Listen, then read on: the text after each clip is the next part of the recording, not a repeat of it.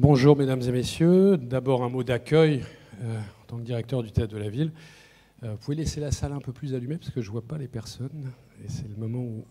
Voilà. Comme vous êtes quand même nombreuses et nombreux à être venus pour ce moment justement où c'est important dans un théâtre comme le Théâtre de la Ville aujourd'hui de pouvoir vous accueillir pour un débat. D'abord ce mot, puisque souvent aujourd'hui dans notre société on connaît l'invective, la difficulté du débat, on connaît les points de vue, les opinions, mais la qualité du système argumentaire pour pouvoir justement débattre et pas seulement dialoguer, pas seulement échanger, ce sont des mots différents dans la langue française et quand on travaille dans un théâtre, ce sont des choses importantes. Je vous rappelle que le mot théâtre dans la langue grecque, initialement, veut dire l'endroit d'où l'on regarde. Cet endroit d'où l'on regarde, c'est aussi l'endroit d'où l'on écoute, c'est-à-dire l'endroit où vous êtes à l'instant assise et assis. Et vous dire combien c'est important pour nous au Théâtre de la Ville, justement, que ce lien entre, je dirais d'abord la santé et la culture, puisque nous avons mis en place beaucoup d'actions avec les artistes en France, mais aussi à l'étranger, en Italie, sur le continent africain et ailleurs, au moment de la pandémie. Et que nous avons tenu vraiment à ce que le théâtre continue à penser, à échanger autour d'œuvres, évidemment, de fiction, ce qui est notre premier rôle, à partir des poètes, à partir des auteurs, des écrivains, pour essayer de raconter la réalité. Et cette relation entre fiction et réalité est évidemment notre lieu et l'endroit de notre travail. Je veux vous dire qu'aujourd'hui, pour nous, pour toutes les équipes ici au Théâtre de la Ville qui réfléchissent et échangent, on a pu, au cours de ces différentes années, justement développer ce lien entre les arts et les sciences pour justement essayer d'associer, alors il y en a plusieurs personnes d'ailleurs qui sont parmi vous, que je salue et que je remercie de tout ce travail depuis plusieurs années, Jean Audouze, astrophysicien, qui est associé au Théâtre de la Ville, donc c'est un théâtre, un des seuls qui a associé en France des scientifiques aussi, au-delà des artistes qui sont associés. Donc Jean Audouze qui est présent, Michaela Petrini, qui est aussi de Sorbonne Université, qui est présente dans la salle. Je pense au docteur aussi Karine Karachi, qui est neurochirurgienne et qui est aussi fait partie de Sorbonne Université. Et j'oublie quelqu'un, j'oublie Marie-Christine Morel. Marie-Christine Morel aussi, qui est biologiste et qui aussi travaille à nos côtés. Alors travail en deux mots, ça veut dire ces scientifiques ont pu travailler autour des œuvres de fiction, comme autour de Vercors, et échanger autour des animaux dénaturés, ce rapport autour de justement la connaissance des comportements humains ou des savoirs, et que pour ne pas être plus long, là aujourd'hui, lorsque nous sommes rencontrés, ça a été essentiel justement cette idée d'un débat dans un lieu qui est un théâtre, et ce partenariat possible, et ce lien avec vous, avec toi, autour de ces questions de société, des questions difficiles, contemporaines, comme le débat de ce soir, des questions essentielles, et de trouver cet espace, cet endroit pour le débat qui peut être aussi dans un théâtre, et comment cette question des savoirs et de nos pratiques peuvent justement échanger pour travailler sur les regards. Comment on peut travailler justement sur cette question du regard ou des regards et des points de vue et assister, je dirais, véritablement à la mise en scène, si vous voulez, d'un débat. Comment mettre en scène un débat sans que ce soit dans un objectif télévisuel, si vous voulez, mais qu'on prenne le temps. Donc ce débat durera à peu près 2 heures, que ce soit le temps d'un vrai débat qui puisse évidemment nous concerner. Dire aussi que des acteurs, des actrices de la troupe du Théâtre de la Ville ont été associés. Remercier aussi Julie Peignet pour son travail, qui est collaboratrice à mes côtés, artistique, ainsi qu'évidemment mon collaborateur Christophe Lemaire, qui est aussi dans la salle et qui a participé à tout ce travail. Et dire enfin que toutes les réunions que nous avons eues ensemble de travail autour de cette question sur laquelle le débat va avoir lieu ce soir ont été des questions passionnantes, fondamentales, je dirais aussi pour nous, dans un théâtre, de pouvoir être en lien avec ce type justement de confrontation aussi de la pensée et des savoirs. Donc merci à vous.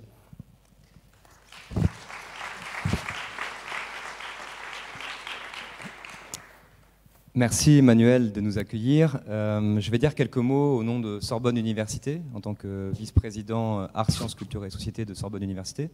Emmanuel a pu dire le sens qu'il y avait pour un théâtre à accueillir un débat, et je veux dire le sens qu'il y a pour une université à aller dans un théâtre. Pourquoi théâtraliser un débat? Pourquoi aller dans un théâtre? Je partirai en fait d'un graffiti que j'ai vu il y a quelques semaines sur les murs de la Sorbonne. Il était écrit par des manifestants « Ici repose le cimetière du savoir ». Et il y avait un autre graffiti à côté « La Sorbonne emprisonne les idées ». C'est exactement le contraire de ce que l'on essaie de faire à Sorbonne Université, à travers cet événement aujourd'hui, et plus largement à travers nos activités de partage des savoirs. Et ce débat aujourd'hui, il a une première vocation, c'est à ouvrir la boîte noire des savoirs scientifiques, même les plus difficiles, même les plus ardus, parfois ésotériques. Et peut-être que dans le débat de ce soir, il y a des moments qui seront un petit peu durs. Voilà. Je préfère vous prévenir, c'est-à-dire selon votre bagage, si vous n'avez pas une formation scientifique, il y a des moments où les scientifiques vont être dans une technicité assez exigeante. Et on a essayé de les bousculer pour que ce soit accessible. Voilà. Et donc l'objectif de ce débat, c'est d'avoir des arguments, des résultats, des limites des savoirs scientifiques sur une question éminemment controversée, les origines de la Covid-19, controversée à la fois chez les citoyens, chez les politiques et aussi chez les scientifiques. Et donc, avec ce débat, on a voulu prendre au sérieux l'idée de controverse scientifique. Controverse scientifique, c'est-à-dire un sujet où il y a des désaccords et il y a en même temps des consensus qui peuvent apparaître et qui peuvent évoluer. Et ça, c'est une caractéristique assez forte des débats sur les origines de la Covid-19, c'est que l'état des savoirs n'est pas stable. Donc évidemment, le débat de ce soir est à la fois un récit, ça va être un récit, une plongée un petit peu généalogique dans les origines de la Covid-19, depuis plus de 3 ans. Qu'est-ce qui s'est passé sur les origines? Comment a évolué l'enquête sur les origines? Et nous avons cherché à la fois à pouvoir faire ce récit et en même temps une photographie. C'est une photographie avec ce 30 mai 2023 et dans les mois qui viennent, dans les semaines qui viennent, dans les années qui viennent, il peut encore y avoir des découvertes qui font déplacer en fait ce débat. Alors pour animer ce débat, on a souhaité des acteurs non académiques et donc ce soir vous allez avoir 2 journalistes qui vont animer le débat et qui vont essayer aussi parfois un peu de bousculer nos scientifiques. Lisa Beaujour, qui est journaliste à France Info et qui travaille pour une émission qui s'appelle Le Vrai ou le Fake, et qui a aussi participé à un reportage qui a été diffusé par Envoyé spécial en mars 2021 sur les origines de la Covid-19. Donc Lisa Beaujour pour France Info, et également Caroline Coq-Chaudorge, qui est journaliste à Mediapart, spécialiste des questions de santé, et qui a également traité dans ses publications des origines de la Covid-19. Donc Lisa Beaujour et Caroline Coq-Chaudorge ont vraiment passé du temps pour s'approprier les données, le sujet, les articles scientifiques aussi qui ont pu être soumis en amont dans la préparation au débat. Et donc je les remercie chaleureusement pour leur participation ce soir. Et donc avec 2 scientifiques qui seront présentés plus largement et qui vont apparaître bientôt sur scène. D'un côté, Renaud Piarou, qui est médecin, qui est spécialiste des épidémies et qui est en particulier intéressé par l'investigation sur les origines des épidémies. Et ce sujet de l'investigation sur les origines, la quête des origines, est central dans son travail. Et il a pu également, vous avez peut-être entendu certains de ses podcasts, il a participé, il a même été au centre d'une série de podcasts sur France Culture qui s'appelle Mécanique des épidémies, que vous pouvez entendre et qui ont un assez grand succès. Et avec lui donc sera présent sur scène Alexandre Assanin, qui est biologiste de l'évolution et spécialiste des mammifères, et qui est à la fois affilié au Muséum national d'histoire naturelle et à Sorbonne Université. Donc ces 4 protagonistes vont être au cœur du débat, mais il va y avoir quelques apparitions, notamment donc, comédiens, donc actrices et acteurs, comme tu l'as signalé. On a souhaité faire vivre le débat avec quelques citations, et vous pourrez voir apparaître comme ça des comédiens au cours du débat. Et le débat va s'ouvrir avec d'abord une séquence vidéo. Voilà. Une remarque avant de vous laisser maintenant entre les mains de Lisa Beaujour et Caroline Coq-Chaudorge pour l'animation.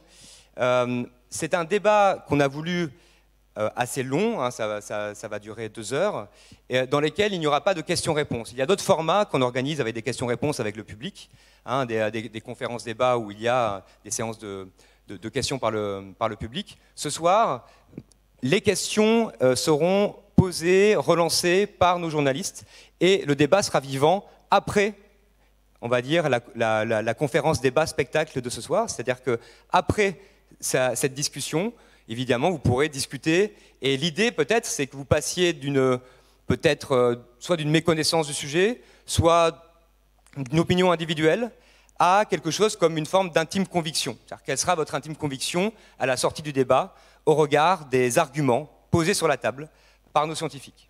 Merci encore une fois à Emmanuel.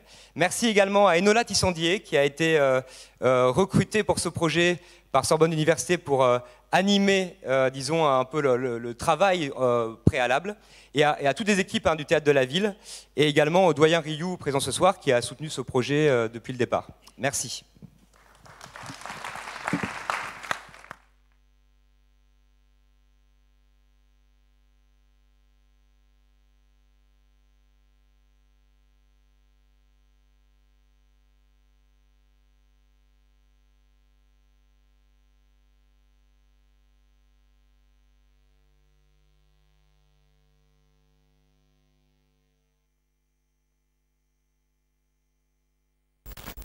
En Chine, un mystérieux virus de la même famille que le SRAS a déjà contaminé 45 personnes, un chiffre beaucoup plus important selon des scientifiques.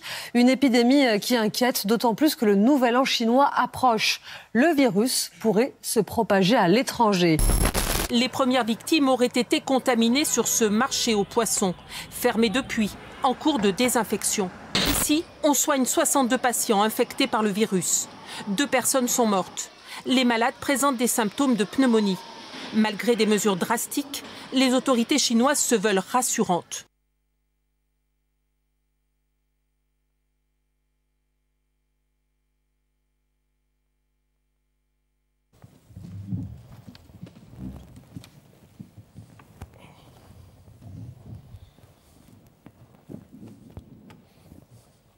Déclaration de Joe Biden le 20 mars 2023.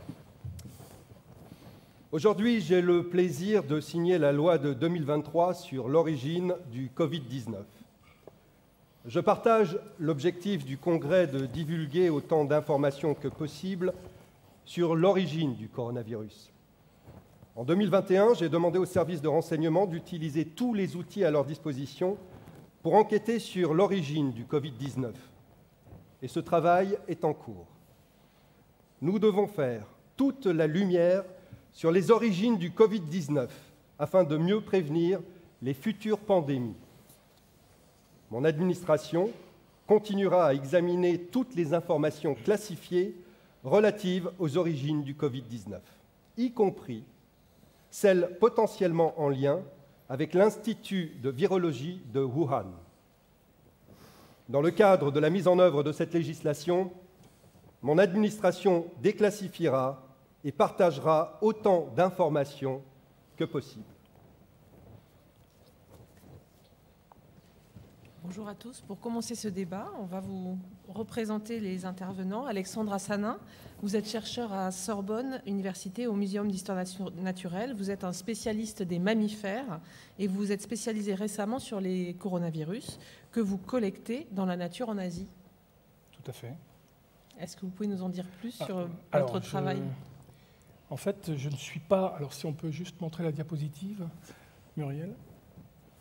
Je ne suis pas vraiment spécialiste à l'origine des coronavirus. Je m'y suis intéressé quand j'ai attrapé le coronavirus, quand je suis tombé malade en mars. Alors, j'ai été confiné avant le confinement officiel du 17 mars. Et j'ai profité de ces 2 mois de confinement pour analyser les séquences de coronavirus qui étaient disponibles dans les banques de données. Et ça m'a amené à rédiger des articles de vulgarisation, puis des articles scientifiques sur le sujet. Très bien, on va maintenant présenter Renaud Piarou. Alors Renaud, vous êtes professeur en parasitologie à Sorbonne Université, spécialiste des épidémies, en particulier de l'investigation sur leurs origines. Alors vous êtes connu pour vous être impliqué dans l'enquête internationale sur l'origine du choléra en Haïti dans les années 2010. Oui, en fait, le point de vue que je vais adopter, peut-être pour le positionner par rapport à celui d'Alexandre, sera un point de vue non pas strictement scientifique, mais aussi opérationnel de celui qui doit faire l'investigation, l'enquête initiale sur les épidémies pour définir les stratégies. Et il s'est trouvé que, faisant ça pour différentes organisations, je me suis trouvé confronté à une situation qui avait une forte implication géopolitique, à savoir l'épidémie de choléra en Haïti, qui malheureusement avait été amenée par les casques bleus. Et donc, comment gérer une investigation qui aboutit à un résultat gênant et comment se passent les choses dans ce cas-là? Ça m'a permis de voir peut-être un petit peu différemment cette épidémie de Covid. Pas tellement quand elle a commencé, mais au bout d'un certain temps, parce que quand elle a commencé, j'étais pris par d'autres activités, en particulier auprès de l'assistance publique Hôpitaux de Paris. Très bien. Nous avons donc à nos côtés, pour nous accompagner, Marie-France Alvarez et Stéphane Kreinbuhl, actrices et acteurs de la troupe du Théâtre de la Ville. Et voici Lisa Beaujour, journaliste spécialisée dans le fact-checking à France Info. Et Caroline Coq-Chaudor, tu es donc journaliste spécialisée des questions de santé à Mediapart. Donc, comme promis, nous allons revenir sur l'origine de l'épidémie de Covid-19. Alors, il y a un peu plus de 3 ans, vous vous en souvenez tous, nous apprenions à la télévision l'apparition d'un nouveau virus à l'origine de pneumonie en Chine, à Wuhan plus précisément. Ce virus, dont la dangerosité a d'abord été sous-estimée, a fait à ce jour plus de 6 millions de morts officiellement et sans doute beaucoup plus. 3 ans après son apparition, les scientifiques n'ont toujours pas élucidé l'origine de ce virus. A-t-il été transmis à l'homme par un animal ou a-t-il été créé en laboratoire dans une expérience qui a mal tourné? Ces 2 thèses sont encore vivement débattues. Au cours de ce débat, nous allons revenir sur les principaux arguments en faveur de ces 2 thèses et sans avoir la prétention de les trancher. L'idée est ici de faire un état des lieux des connaissances scientifiques et de les mettre en scène avec Renaud Piarou et Alexandre Assanin dans le cadre d'une discussion scientifique. Mais ce qu'on vous propose, avant de se lancer dans le débat pur sur l'origine du Covid-19, c'est de revenir sur quelques fondamentaux de biologie que vous avez peut-être oubliés depuis la fin du lycée. D'abord, on va s'intéresser au virus. Renaud Piarou, est-ce que vous pouvez nous expliquer ce qu'est un coronavirus? Je vais essayer de le faire. Il y a une diapo d'Alexandre, donc en fait, on voit ça ensemble. Un coronavirus, c'est d'abord un virus. Un virus, c'est, on peut penser, enfin, c'est à la limite du vivant, c'est un organisme qui n'est capable de se multiplier qu'en infectant des cellules hôtes, en particulier pour notre Covid-19, notre coronavirus, SARS-CoV-2, des cellules humaines. Il a ici une composition. En fait, c'est un morceau, on appelle ça l'ARN, c'est finalement de bande, comme une bande génétique qui donne l'information génétique entourée d'un certain nombre de protéines. Et tout le système du coronavirus va rentrer dans les cellules pour pouvoir utiliser la machinerie cellulaire pour se répliquer. Et je vais passer la parole à Alexandre pour qu'il développe sur la manière de rentrer, la protéine spike et tout ça. Je vais juste compléter en disant que les coronavirus, ce sont des virus qui ont une forme de couronne en microscopie électronique. Et cette couronne, en fait, qu'on voit en microscopie électronique, elle est liée à des protéines dont on va beaucoup parler, les protéines S, qu'on appelle aussi les protéines des spicules, et qu'on appelle en anglais les protéines spike. Donc ce sont ces protéines roses ici qui apparaissent et qui donnent cette forme de couronne au coronavirus. Et les virus dont on va parler, le SARS-CoV-2, il appartient au sarbecovirus au sein des coronavirus. En fait, ce sont les virus qui sont responsables de l'épidémie de SRAS en 2002-2004 et qu'on ne connaissait pas avant le SRAS et qu'on a appris à connaître, et on s'est aperçu très vite que ces virus sont très présents chez les chauves-souris. Depuis, on a décrit des centaines de virus chez les chauves-souris, de sarbecovirus, et donc ce SARS-CoV-2, il appartient bien au sarbecovirus. Alors, juste une précision, ces sarbecovirus, lorsqu'ils contaminent une cellule, qu'elle soit humaine ou animale, donc ça peut être l'homme, chauve-souris, les civettes, le chien vivérin, enfin, des animaux dont on va parler, ce virus, il est reconnu par des protéines de la membrane cellulaire humaine ou de mammifères, et par une protéine particulière qu'on appelle ACE2, c'est ce que je vous ai indiqué ici à l'écran. Retenez pas forcément le nom, mais retenez que c'est une protéine humaine ou animale qui reconnaît le virus. Et cette reconnaissance spécifique permet au virus de rentrer dans la cellule. Une fois qu'il rentre dans la cellule, il va se multiplier. Pour se multiplier, il va répliquer son génome, c'est-à-dire synthétiser son génome ARN dont on a parlé à l'instant. Et il va aussi synthétiser les protéines qui sont nécessaires, hein, parce qu'un virus, c'est un génome qui est protégé par une protéine, elle-même protégée par une enveloppe, et avec la protéine spike dont on a parlé, et d'autres protéines qu'on ne va pas détailler. Mais tout ça, il faut le synthétiser, et le virus synthétise ces protéines grâce à la machinerie cellulaire de l'hôte qui l'héberge, hein, c'est-à-dire les cellules humaines ou les cellules animales. Et une fois que tout ça est synthétisé, le génome et les protéines, eh bien les virus vont bourgeonner à travers la membrane cellulaire, et ils vont d'ailleurs emporter avec eux une partie de cette membrane, hein, l'enveloppe des virus, c'est une partie des membranes des cellules des hôtes qui ont été infectés, que ce soit les humains ou les animaux. Alors ça, c'est pour le fonctionnement de ces virus, mais quels sont les animaux qui sont porteurs de ces coronavirus ? Alors, les animaux qu'on a dit, à part, l'homme est un animal, pour moi, du point de vue phylogénétique, mais les animaux chez lesquels on a identifié ce virus, c'est à commencer par la civette, lors de l'épidémie de SRAS en 2002-2004. Hein. Je ne parle pas du SARS-CoV-2, hein, je parle des sarbecovirus d'une façon générale. Suite à ça, on a trouvé énormément de virus chez des chauves-souris, mais chez des chauves-souris particulières, hein, les rhinolophes, voilà, qui sont à l'écran. Donc ces rhinolophes, en fait, ils ont des feuilles nasales autour des narines, d'où le nom de rhinolophe. Et c'est principalement chez ces espèces de rhinolophes qu'on trouve des sarbecovirus. C'est ce qu'on appelle l'autre réservoir, c'est-à-dire que les sarbecovirus évoluent dans les populations de rhinolophes. Les virus sont échangés entre les espèces de rhinolophes, et ça, on le sait depuis pas mal de temps maintenant. Donc il n'y a pas de doute que l'origine primaire de ces virus, ce sont les chauves-souris rhinolophes. Ensuite, la civette dont j'ai parlé, lors de l'épidémie de SRAS, était considérée comme l'hôte intermédiaire entre les chauves-souris et l'homme. L'épidémie de SRAS, je pense que mon collègue en reparlera ultérieurement. Alors juste sur l'hôte intermédiaire, peut-être expliquer ça plus clairement. Donc quand vous dites que l'hôte réservoir, donc c'est la chauve-souris, ça veut dire que les coronavirus viennent, on est sûr, des chauves-souris, mais que pour se propager à l'homme, elles doivent passer par un autre animal parfois ?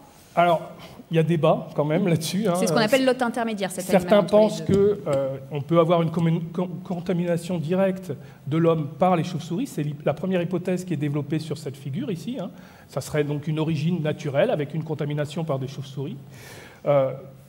Ce qu'on sait par rapport à la première épidémie, c'est qu'elle a fait intervenir un hôte intermédiaire, un petit carnivore, qui sont très sensibles à ces virus. Hein. Ils tombent malades, comme nous, hein, mais quand ils tombent malades, du coup, ils contaminent aussi beaucoup. Et il s'avère qu'il y a eu pas mal d'échanges entre cette civette et les populations humaines. Alors, ce n'est pas très clair finalement, mais c'est un peu comme l'histoire des visons qu'on a vus en Europe ou aux États-Unis, où des visons d'élevage ont été contaminés par des humains malades. Les visons sont tombés malades et ils ont ensuite recontaminé des humains, donc ce qui a amené d'ailleurs les autorités à arrêter les élevages de visons en Europe, aux États-Unis, mais pas ailleurs. Et peut-être quelques précisions. Oui, on peut revenir sur comment a été élucidé, peut-être que vous allez nous contredire, hein, mais l'épidémie de SARS-CoV-1 et comment a été identifié l'hôte intermédiaire civette. À l'époque, on ne parlait pas de SARS-CoV-1, on parlait de SARS-CoV parce que c'était le coronavirus qui donnait le SARS, Severe Acute Respiratory Syndrome, ou syndrome SRAS, syndrome respiratoire aigu sévère.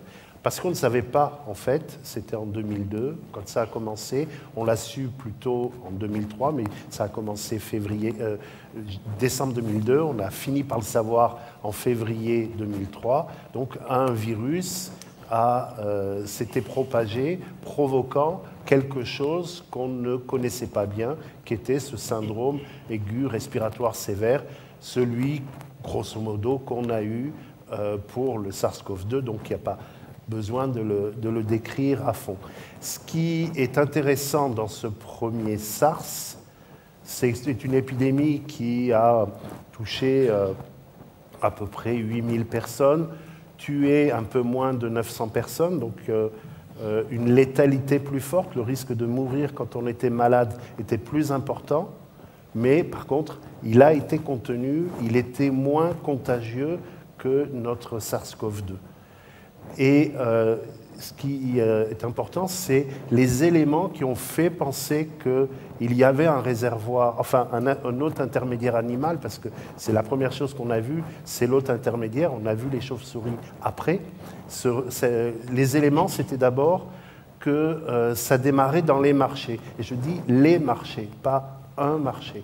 Les marchés, plusieurs marchés de la province de Canton ont eu des cas qui étaient indépendants épidémiologiquement, c'est-à-dire qu'il n'y avait pas de lien entre les personnes qui étaient atteintes. Par contre, ces personnes avaient des ressemblances, en particulier, beaucoup étaient en contact avec des animaux vendus sur les marchés ou vendus dans les restaurants, parce qu'il y a aussi des restaurateurs qui sont tombés malades, et ces animaux étaient essentiellement les sylvettes palmées, mais il y a eu aussi un chien vivérin. Et donc, on s'est aperçu qu'il y avait un sur-risque quand on avait, pour les personnes qui vendaient, qui élevaient, qui manipulaient ces animaux, qui les abattaient éventuellement, que ces personnes-là avaient plus souvent une sérologie positive, qu'il y avait une diversité déjà de virus au moment des émergences et plusieurs émergences en même temps. Pourquoi j'insiste sur ces points-là? Parce que ces points-là sont des arguments assez solides en faveur d'une hypothèse zoonotique, passage de l'animal à l'homme. Maintenant, on ne sait pas comment la civette s'est contaminée. Est-ce qu'une civette est allée se contaminer dans une grotte auprès des chauves-souris? Est-ce que c'est dans un hangar où ils ont été stockés en même temps? Ce qu'on sait, c'est que dans la nature, en dehors du contexte de la vente de ces animaux, on ne trouvait pas le virus. Donc, on peut se poser les questions de comment la civette s'est contaminée. Mais ce schéma-là était dans la tête de tout le monde au début du SARS-CoV-2, au début de la Covid-19. Et on va essayer de revenir pour montrer que ce qui s'est passé est quand même différent. Je peux faire juste une remarque qui n'était pas prévue, je suis désolé. En fait, il faut savoir que le génome de ce virus, c'est un génome à ARN. Or, l'ARN, contrairement à l'ADN, c'est une molécule très instable, très fragile. Donc, quand on dit qu'on ne trouve pas ces virus-là chez les animaux, il faut savoir que c'est très difficile de trouver ces virus chez les animaux, parce que sur le terrain, vous devez ramener avec vous un congélateur. Donc il faut bien voir que quand vous êtes en montagne et que vous essayez d'attraper des animaux sauvages, avoir un congélateur avec soi, c'est très compliqué. Donc c'est pas si simple de trouver des virus chez des animaux sauvages, à tel point que on n'en trouve pas si facilement. On en trouve chez les chauves-souris parce qu'en fait, elles sont, en l'occurrence, les réservoirs sont cavernicoles, donc dans des grottes, c'est assez facile de s'y rendre, assez facile à piéger. Mais chez les autres animaux, les autres intermédiaires notamment, c'est très compliqué, je pense, à trouver. Voilà. C'était juste une remarque. Alors revenons peut-être à 2020, au début de cette épidémie de SARS-CoV-2. Donc, il y a eu une enquête un peu similaire à celle du SARS-CoV-1 qui a été à ce moment-là menée, c'est ça? Alors, si on retourne au tout début, enfin même à la fin de l'année 2019 et début de l'année 2020, c'est le moment où on s'aperçoit, en tout cas les autorités sanitaires, peut-être dans la surveillance épidémiologique, s'aperçoivent d'une anomalie de nombre de personnes qui présentent des formes graves d'une maladie qui ressemble au SARS.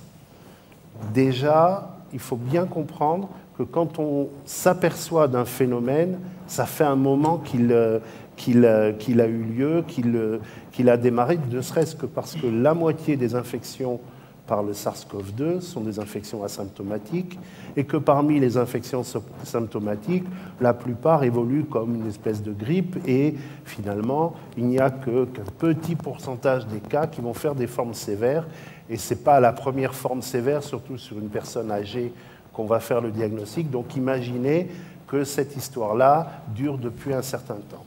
Alors on est à la fin de l'année 2019, début de l'année 2020. L'hypothèse, il y a quelques cas dans le marché, mais il y a des cas ailleurs, on le montrera. L'hypothèse qui vient à l'esprit, c'est qu'on a finalement une reproduction de l'épidémie de SARS avec un virus peut-être un peu différent, mais quelque chose de tout à fait comparable. Et là, il faut que je précise un peu comment on mène les enquêtes épidémiologiques. Quand on fait une enquête épidémiologique, il y a une étape indispensable qui consiste à définir les cas. On ne peut pas faire l'enquête sans définir les cas. Pourquoi on définit les cas? Qu'est-ce que définir les cas? C'est dire un cas, c'est une personne qui présente tel symptôme dans tel contexte éventuellement, un contexte épidémiologique. Et là, la définition de cas, ça a été de dire, c'est des personnes qui présentent donc une fièvre, des troubles respiratoires relativement sévères pour la définition de cas initiale, et qui avaient un lien avec le marché puisqu'ils avaient trouvé ça. À partir de là, évidemment, c'est un peu un raisonnement circulaire, puisqu'on imagine qu'il y avait des cas avec le marché, on met ça dans la définition de cas, on rajoute finalement, on va chercher beaucoup plus fort les cas ayant un lien avec le marché que les autres cas. Et on va avoir un biais important, et ce qu'on constate dans les explications récentes n'est que le résultat de ce biais qui dit, bon, au début, tout était centré autour du marché. On va voir que, il y avait déjà une évolution depuis un certain temps de l'épidémie, et deux, c'est quand même quelque chose de biaisé. Et justement, oui. On va rentrer dans le fond du débat. Hein, d'où vient le Covid-19, d'où vient le SARS-CoV-2 ? Pour répondre à cette question, des scientifiques mandatés par l'OMS se sont rendus en Chine début 2021 dans le cadre d'une mission conjointe entre la Chine et l'OMS, et ils en sont revenus avec plusieurs hypothèses classées de la plus probable à la moins probable. Voici leurs conclusions. L'équipe internationale conjointe a examiné et discuté 4 scénarios principaux d'introduction. La première, la transmission zoonotique directe, également appelée spillover. La seconde, une introduction par un hôte intermédiaire suivie d'une transmission zoonotique. La troisième, une introduction par la chaîne du froid ou la chaîne alimentaire. Et enfin, une introduction par le biais d'un incident de laboratoire. Pour chacune de ces voies d'émergence possibles, l'équipe conjointe a procédé à une évaluation qualitative des risques en tenant compte des preuves scientifiques disponibles à l'époque. L'équipe a évalué la probabilité de ces hypothèses en utilisant une échelle d'opinion arbitraire allant de très probable à extrêmement improbable. Très probable par l'intermédiaire d'un hôte intermédiaire, probable, introduction zoonotique directe, possible, introduction par la chaîne du froid ou la chaîne alimentaire, et enfin improbable, introduction résultant d'un incident de laboratoire. En s'appuyant sur les données des études menées jusqu'à présent, des études de suivi ont été proposées pour les 3 premières options. Alors on va le dire tout de suite, hein, Renaud Piarou, cette mission conjointe entre l'OMS et la Chine, elle a été très critiquée. Elle me fait penser à une autre mission qui avait été menée par l'OMS après l'introduction du choléra en Haïti. Du fait de mon rapport d'investigation, l'ONU avait mené une mission d'enquête, avait demandé à l'OMS de mener une mission d'enquête. Et la conclusion, c'était en gros que c'était la faute de personne. Simplement, 6 ans plus tard, devant l'accumulation des démonstrations scientifiques, le secrétaire général de l'ONU avait finalement demandé pardon en anglais, en français et en créole haïtien, au peuple haïtien pour le rôle que l'ONU avait joué dans cette épidémie sans aller plus loin. Alors pourquoi je dis ça? C'est qu'en fait, ces missions-là sont d'abord des compromis, sont d'abord des discussions, des négociations. Dans le cas présent, la moitié des chercheurs étaient des chercheurs désignés par la Chine. L'autre moitié étaient des chercheurs désignés par la communauté internationale, mais approuvés par la Chine, en fonction de leur positionnement antérieur. Les données brutes n'étaient connues que par les chercheurs chinois. Les données et l'enquête sur le terrain devait durer 4 semaines, mais comme ils sont restés 15 jours confinés, n'a duré que 2 semaines, avec impossibilité pour les différents intervenants d'interagir avec des homologues chinois.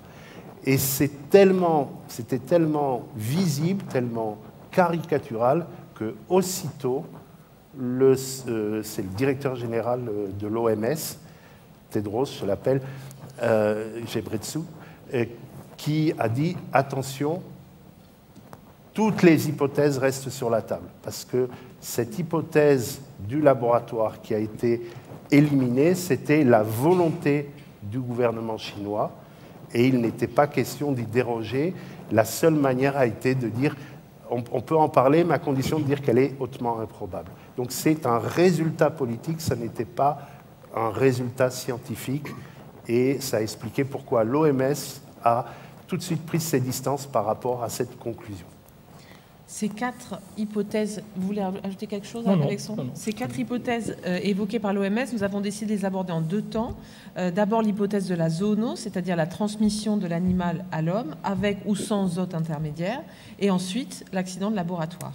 On va d'abord donc s'intéresser à la zoonose. Il faut savoir que dès le 3 février 2020, des chercheurs chinois publient une première étude qui relie le SARS-CoV-2 à des coronavirus de chauve-souris collectés dans le sud-est de la Chine. Depuis l'apparition du syndrome respiratoire aigu sévère, SRAS, il y a 18 ans, un grand nombre de coronavirus liés au SRAS ont été découverts dans leur hôte réservoir naturel, les chauves-souris. Des études antérieures ont montré que certains SRAS-CoV de chauves-souris pouvaient infecter l'homme. Nous rapportons ici l'identification et la caractérisation d'un nouveau coronavirus, le 2019 nCoV, qui a provoqué une épidémie de syndrome respiratoire aigu chez l'homme à Wuhan, en Chine. Des séquences génomiques complètes ont été obtenues chez 5 patients à un stade précoce de l'épidémie. Les séquences sont presque identiques et partagent 79,6% d'identité de séquence avec le SARS-CoV. En outre, nous montrons que le 2019 nCoV est identique à 96% au niveau du génome entier à un coronavirus de chauve-souris, RATG13. Nous avons notamment confirmé que le 2019 nCoV utilise le même récepteur d'entrée cellulaire. Alors Alexandre Assanin, est-ce que ce virus dont on parle, dont le nom scientifique est le RATG13, c'est de là que provient le SARS-CoV-2 qui donne le Covid-19 ? Alors, non. En fait, RATG13, ça veut dire déjà que c'est un virus qui vient d'une espèce qu'on appelle Rhinolophus affinis. On a compris que c'est le réservoir de ces virus. C'est d'ailleurs une espèce qui est présente en Chine et aussi en Asie du Sud-Est. TG, c'est pour indiquer la localité, donc la ville de Tongguan, dans la province du Yunnan, on est au sud de la Chine. Et puis 2013, c'est pour indiquer que la date de collecte de l'échantillon. Donc ça veut dire que ce virus qui a été trouvé très proche du SARS-CoV-2 a été trouvé au Yunnan, séquencé rapidement d'ailleurs, mais collecté surtout en 2013. Donc ça a fait pas mal de polémiques, ce virus. Déjà, ce que j'ai oublié de dire, c'est que le SARS-CoV-2, il appartient à une lignée virale qui était totalement inconnue avant l'épidémie. C'est-à-dire, sur cet arbre ici, même si vous n'êtes pas spécialiste, vous avez pas mal de virus qui représentent le groupe SARS-CoV. C'est-à-dire des virus, il y a le SARS-CoV, alors j'essaye de le trouver, il est ici, et puis le reste, ce sont des virus de chauve-souris. Bon, il y en a beaucoup plus en fait qui ont été publiés, mais ils ont choisi une sélection. Et ici, vous avez les virus qui correspondent au SARS-CoV-2, et puis le célèbre RATG13, on voit bien qu'il est groupe frère du SARS-CoV-2. Il est proche, 96% d'identité, mais comme vous l'avez vu tout à l'heure, le génome fait 30 000 nucléotides. Donc en fait, ça fait quand même 1200 nucléotides différents entre le SARS-CoV-2 et le RATG13. Il est proche, mais en même temps, il est quand même assez divergent. Donc en aucun cas, c'est l'ancêtre du SARS-CoV-2. Par contre, ce qui est étonnant, déjà, et ce qui a fait polémique, c'est la rapidité avec laquelle les chercheurs ont publié ces données. Ça suggère fortement, et ça a été découvert ensuite, que le génome de cette chauve-souris avait été séquencé bien avant le début de l'épidémie de SARS-CoV-2. C'est-à-dire que c'était un génome qui était présent dans la base de données des chercheurs chinois, et c'est classique. Moi-même ici, là, j'ai 40 génomes qui n'ont pas été publiés, qui seront publiés dans 1 mois ou 2, mais ça met du temps, les publications scientifiques. Et puis surtout, on essaye de publier quand on voit un intérêt. Là, ils ont vu que c'était proche. C'était des coronavirus qui avaient été collectés en 2013, dans des grottes du Yunnan. Alors, Et conservé dans... Sans être publié, sans être rendu public avant? Non. Alors, ils avaient une base de données qui leur est propre, hein, comme tout laboratoire, mais ils ne sont pas censés les mettre à disposition du public, hein, loin de là. Donc, et surtout, ça fait en fait près de 20 ans qu'ils travaillent sur les chauves-souris de Chine. Hein. Il y a des centaines de sarbecovirus qui ont été décrits. Il y en a des centaines qui n'ont pas été décrits, forcément.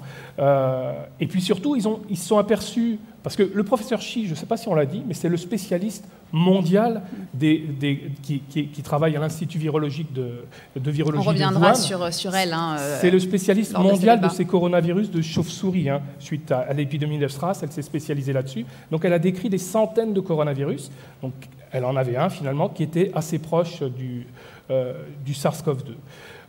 Ça nous a quand même intrigué, notamment l'origine géographique de ce virus, le Yunnan, et assez rapidement, plusieurs chercheurs, dont moi-même, on a fait l'hypothèse que ces virus chez les chauves-souris ne pouvaient pas venir de la province de Hubei, c'est-à-dire proche de la ville de Wuhan, mais venaient en fait soit du Yunnan, soit de l'Asie du Sud-Est. Et ça a été confirmé. Alors, je peux montrer la diapo peut-être maintenant.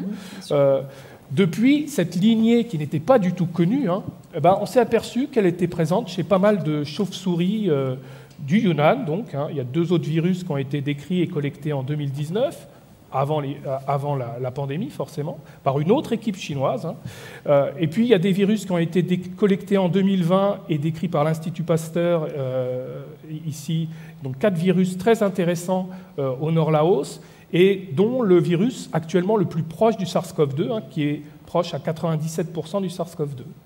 Et puis, vous avez aussi un virus qui a été trouvé en Thaïlande, collecté en 2020, puis un virus collecté en 2010 par moi-même, donc je me permets de le dire, et on ne savait pas à l'époque qu'il était susceptible de présenter des coronavirus, mais qui, du coup, de fait, est le plus ancien virus collecté pour cette lignée de sarbecovirus. Donc là, on parle uniquement de virus qui sont présents chez les chauves-souris, parce que ça, s'il y a une chose dont on est sûr, c'est qu'à l'origine, le Covid-19, il vient d'une chauve-souris.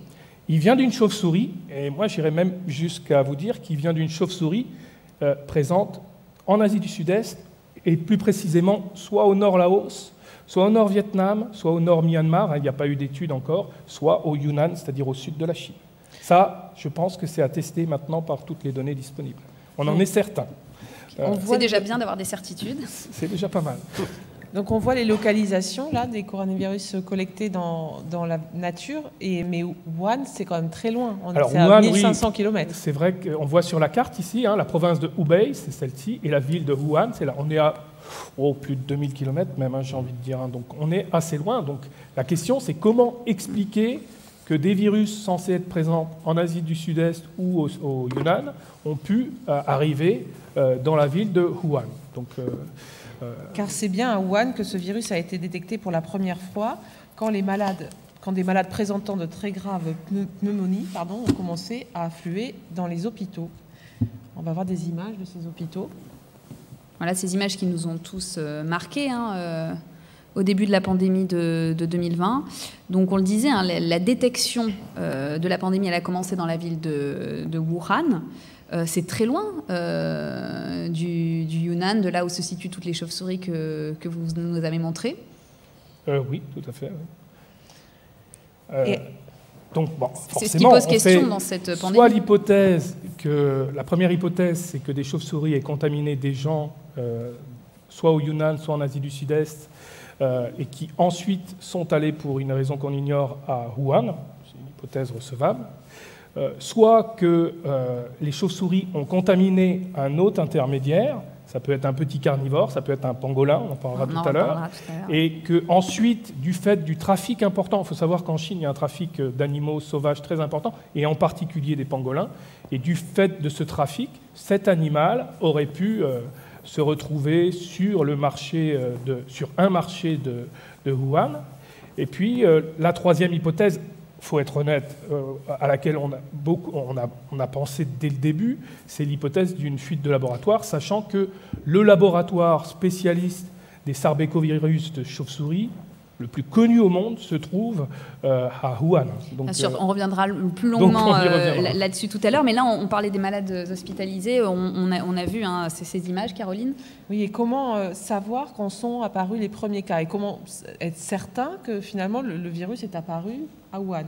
Est-ce qu'on a une certitude là-dessus ou pas? Déjà, si on part de l'hypothèse qu'on a un virus très contagieux, c'est ce qu'on a vu tout de suite.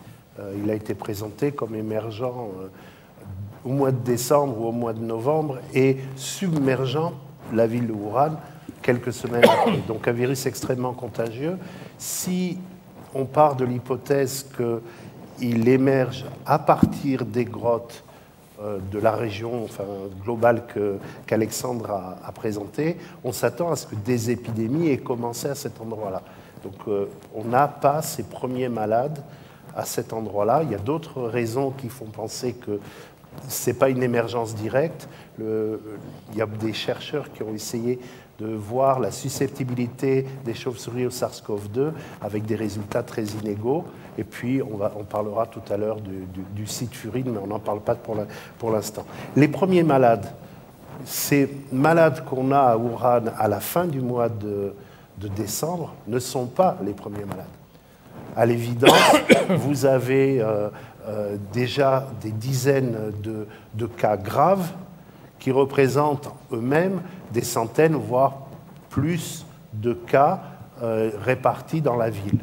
Pour arriver du premier cas, parce qu'on part d'une personne contaminée à partir d'un animal, ou contaminée quelque part, à partir d'une source, pour que ce premier cas arrive à faire 1000 cas, il y a à peu près autant de temps que pour passer de 1000 cas à 1 million de cas.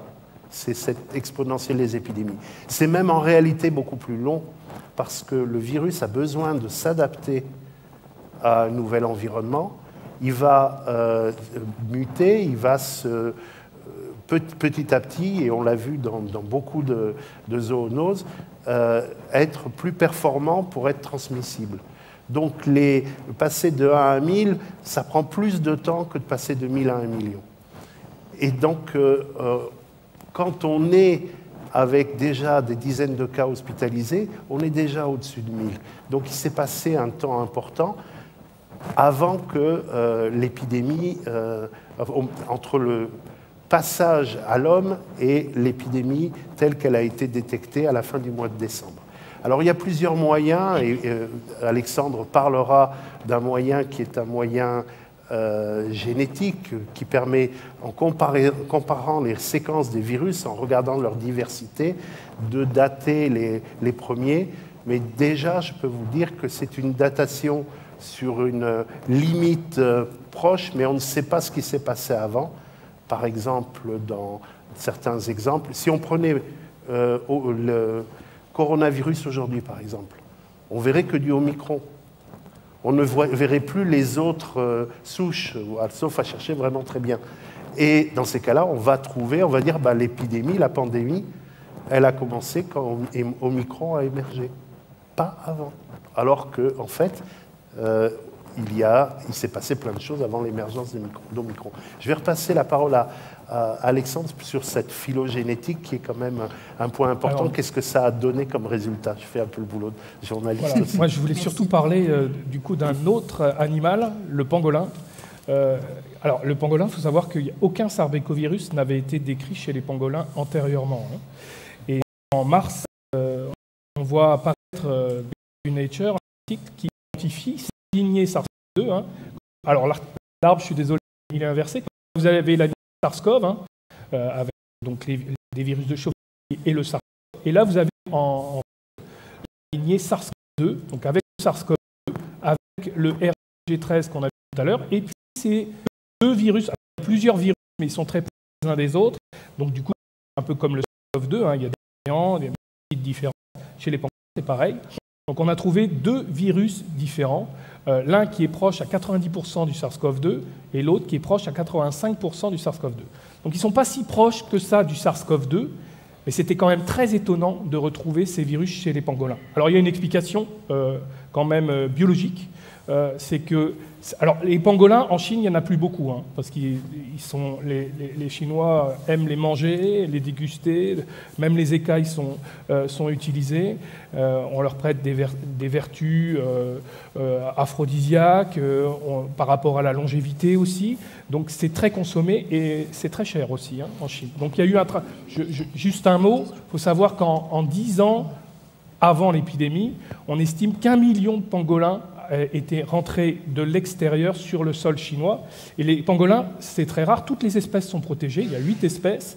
On en trouve en Asie, en Afrique, et le trafic en question concerne aussi les pays africains. Donc c'est un vrai problème. Le bon côté de cette épidémie, c'est que ça a peut-être mis fin à ce trafic des pangolins. C'était une petite parenthèse. Donc, alors, comment les pangolins peuvent être contaminés par ces virus de chauve-souris? C'est très simple. Ils hébergent des arbres creux, on les trouve dans des arbres creux, ils aiment bien dormir dans des arbres creux, où on trouve aussi des chauves-souris.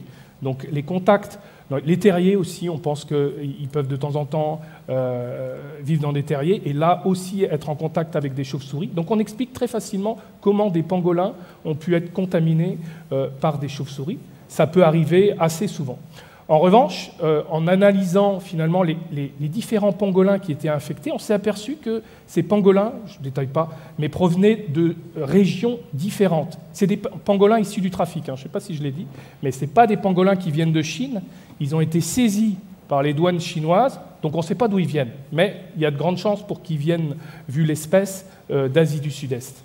Et donc, en regardant les séquences, on s'aperçoit que ces différents pangolins qui sont contaminés par le même virus viennent de régions différentes. Ça veut dire qu'en fait, l'un des pangolins a été contaminé naturellement, et ensuite, il a contaminé ses congénères en cage parce qu'il reste en captivité assez longtemps.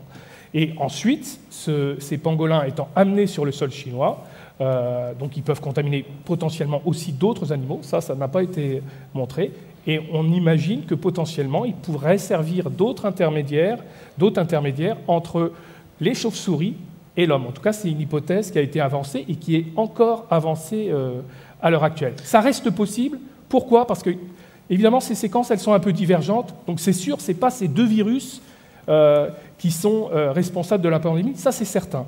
En revanche, c'est-à-dire que vous souscrivez à la thèse d'une introduction du virus par le biais du marché, par le biais d'animaux vendus au marché de Wuhan? Non, pas par rapport au SARS-CoV-2. En revanche, ce qui est assez étonnant, c'est que ces pangolins qui sont en captivité ont introduit des virus potentiellement dangereux sur le sol chinois, qui ne sont pas forcément directement apparentés au SARS-CoV-2. Voilà. En revanche, ils ont une caractéristique, l'un des virus a une caractéristique tout à fait étonnante. Alors je suis désolé si j'en perds certains, mais je vais reparler de la protéine spike, mais je pense que c'est quand même important. Vous avez retenu que les virus, en fait, ils sont reconnus par les cellules de l'hôte, là je vous ai mis une cellule humaine, par des interactions entre protéines. Protéines du virus, la protéine spike, et protéines humaines, le récepteur ACE2. Et il y a un petit domaine de liaison qui fait à peine 223 acides aminés, hein, ça ne représente que 17,5% de la protéine spike, mais ce domaine, il est très important parce qu'il y a des interactions entre les deux. C'est la clé qui ouvre la porte des cellules de l'hôte. Et alors, désolé, là je montre un alignement de séquences, mais ça ne va pas être trop compliqué. Retenez simplement que ce domaine de liaison, je vous l'ai illustré par une barre grise ici. Tout ça, ça correspond aux séquences du domaine de liaison. Or, en fait, les pangolins présentent une séquence du domaine de liaison quasiment identique au SARS-CoV-2. Alors ça, c'est très étonnant, c'est-à-dire qu'en gros, leur virus présente la même clé que le SARS-CoV-2. Et ça, c'est très intriguant. Et depuis, on a retrouvé cette clé, c'est des chauves-souris, notamment du Laos, hein, tout ce que je vous ai mis ici dans l'alignement, Banal 52, Banal 103, ce sont des virus de Laos qui présentent la même clé. En revanche, RATG13 dont on a parlé, là vous avez en jaune, c'est la partie la plus importante. On voit qu'RATG13, lui, présente une séquence qui est beaucoup plus divergente que les virus qu'il y a au-dessus. Vous voyez que les séquences sont quasiment identiques, hein, entre SARS-CoV-2, les deux virus de chauve-souris et le pangolin de Guangdong, qui a été saisi dans la province de Guangdong. Je ne l'ai pas dit, mais ces pangolins, ils ont été saisis dans deux provinces du sud de la Chine, Guangdong et Guangxi. Mais on ne sait pas d'où ils viennent. Mais il y a la même clé chez les pangolins, chez des chauves-souris et chez l'homme. Et ça, c'est extrêmement intriguant. Et ça fait quand même que si on a la même clé entre ces trois espèces, potentiellement, des pangolins ont pu être utilisés comme hôtes intermédiaires. En tout cas, ça, c'était une hypothèse recevable, sauf que je me permets de vous perdre un tout petit peu plus. On va intervenir bientôt. Mais ça va durer 2 minutes. 2 minutes. Bientôt fini. Il faut savoir, comme on l'a dit tout à l'heure, quand un virus rentre dans une cellule de l'hôte, elle doit répliquer, ce virus doit répliquer son génome. Donc il va utiliser les nucléotides qui sont présents dans la cellule. Donc les bases A, C, G, U pour le virus ARN. Or, en fait, avec les cycles de réplication, sa composition en base peut être changée du fait de sa présence dans un hôte plutôt qu'un autre. Donc j'ai analysé la composition en base de ces génomes, et c'est assez simple. Ici, vous avez le SARS-CoV-2 qui est le numéro 1. Tout ce qu'il y a autour, c'est les virus proches qu'on a trouvés chez les chauves-souris, que je vous ai montrés au Laos, au Yunnan, en Thaïlande, au Cambodge. Donc tous ces virus, qui ne sont pas très nombreux finalement, ils sont très proches du SARS-CoV-2. Qu'est-ce que ça veut dire, ça? Le SARS-CoV-2, du point de vue de la composition en base, c'est un virus de chauve-souris. En revanche, les deux pangolins qui sont assez divergents du SARS-CoV-2, mais qui sont aussi divergents entre eux, ils présentent quasiment la même composition en base, tout simplement parce que les virus se sont multipliés dans des pangolins qui présentent des poules nucléotidiques, des mélanges nucléotidiques différents des chauves-souris. Donc ça veut dire que les pangolins n'ont pas pu servir d'hôte intermédiaire entre les chauves-souris et l'homme dans le cas du SARS-CoV-2, tout simplement parce que le SARS-CoV-2 ne présente pas une composition en base typique d'un pangolin. C'est un virus de chauve-souris. Et ça, personnellement, j'en suis certain. Ok, on va revenir au marché de Wuhan. Eh bien. Est-ce que donc ça a été le cœur de l'investigation au départ? Les Chinois ont beaucoup cherché dans ce marché, on fait énormément de prélèvements sur des animaux pour essayer de trouver des animaux porteurs du SARS-CoV-2 et l'éventuel intermédiaire. Est-ce que c'était une fausse piste? Est-ce que donc vous avez l'air de dire que le cas zéro est bien antérieur en fait à décembre. Alors, première chose, effectivement, le fait qu'il y ait des cas fin décembre au marché ne signifie pas que ça a débuté au marché.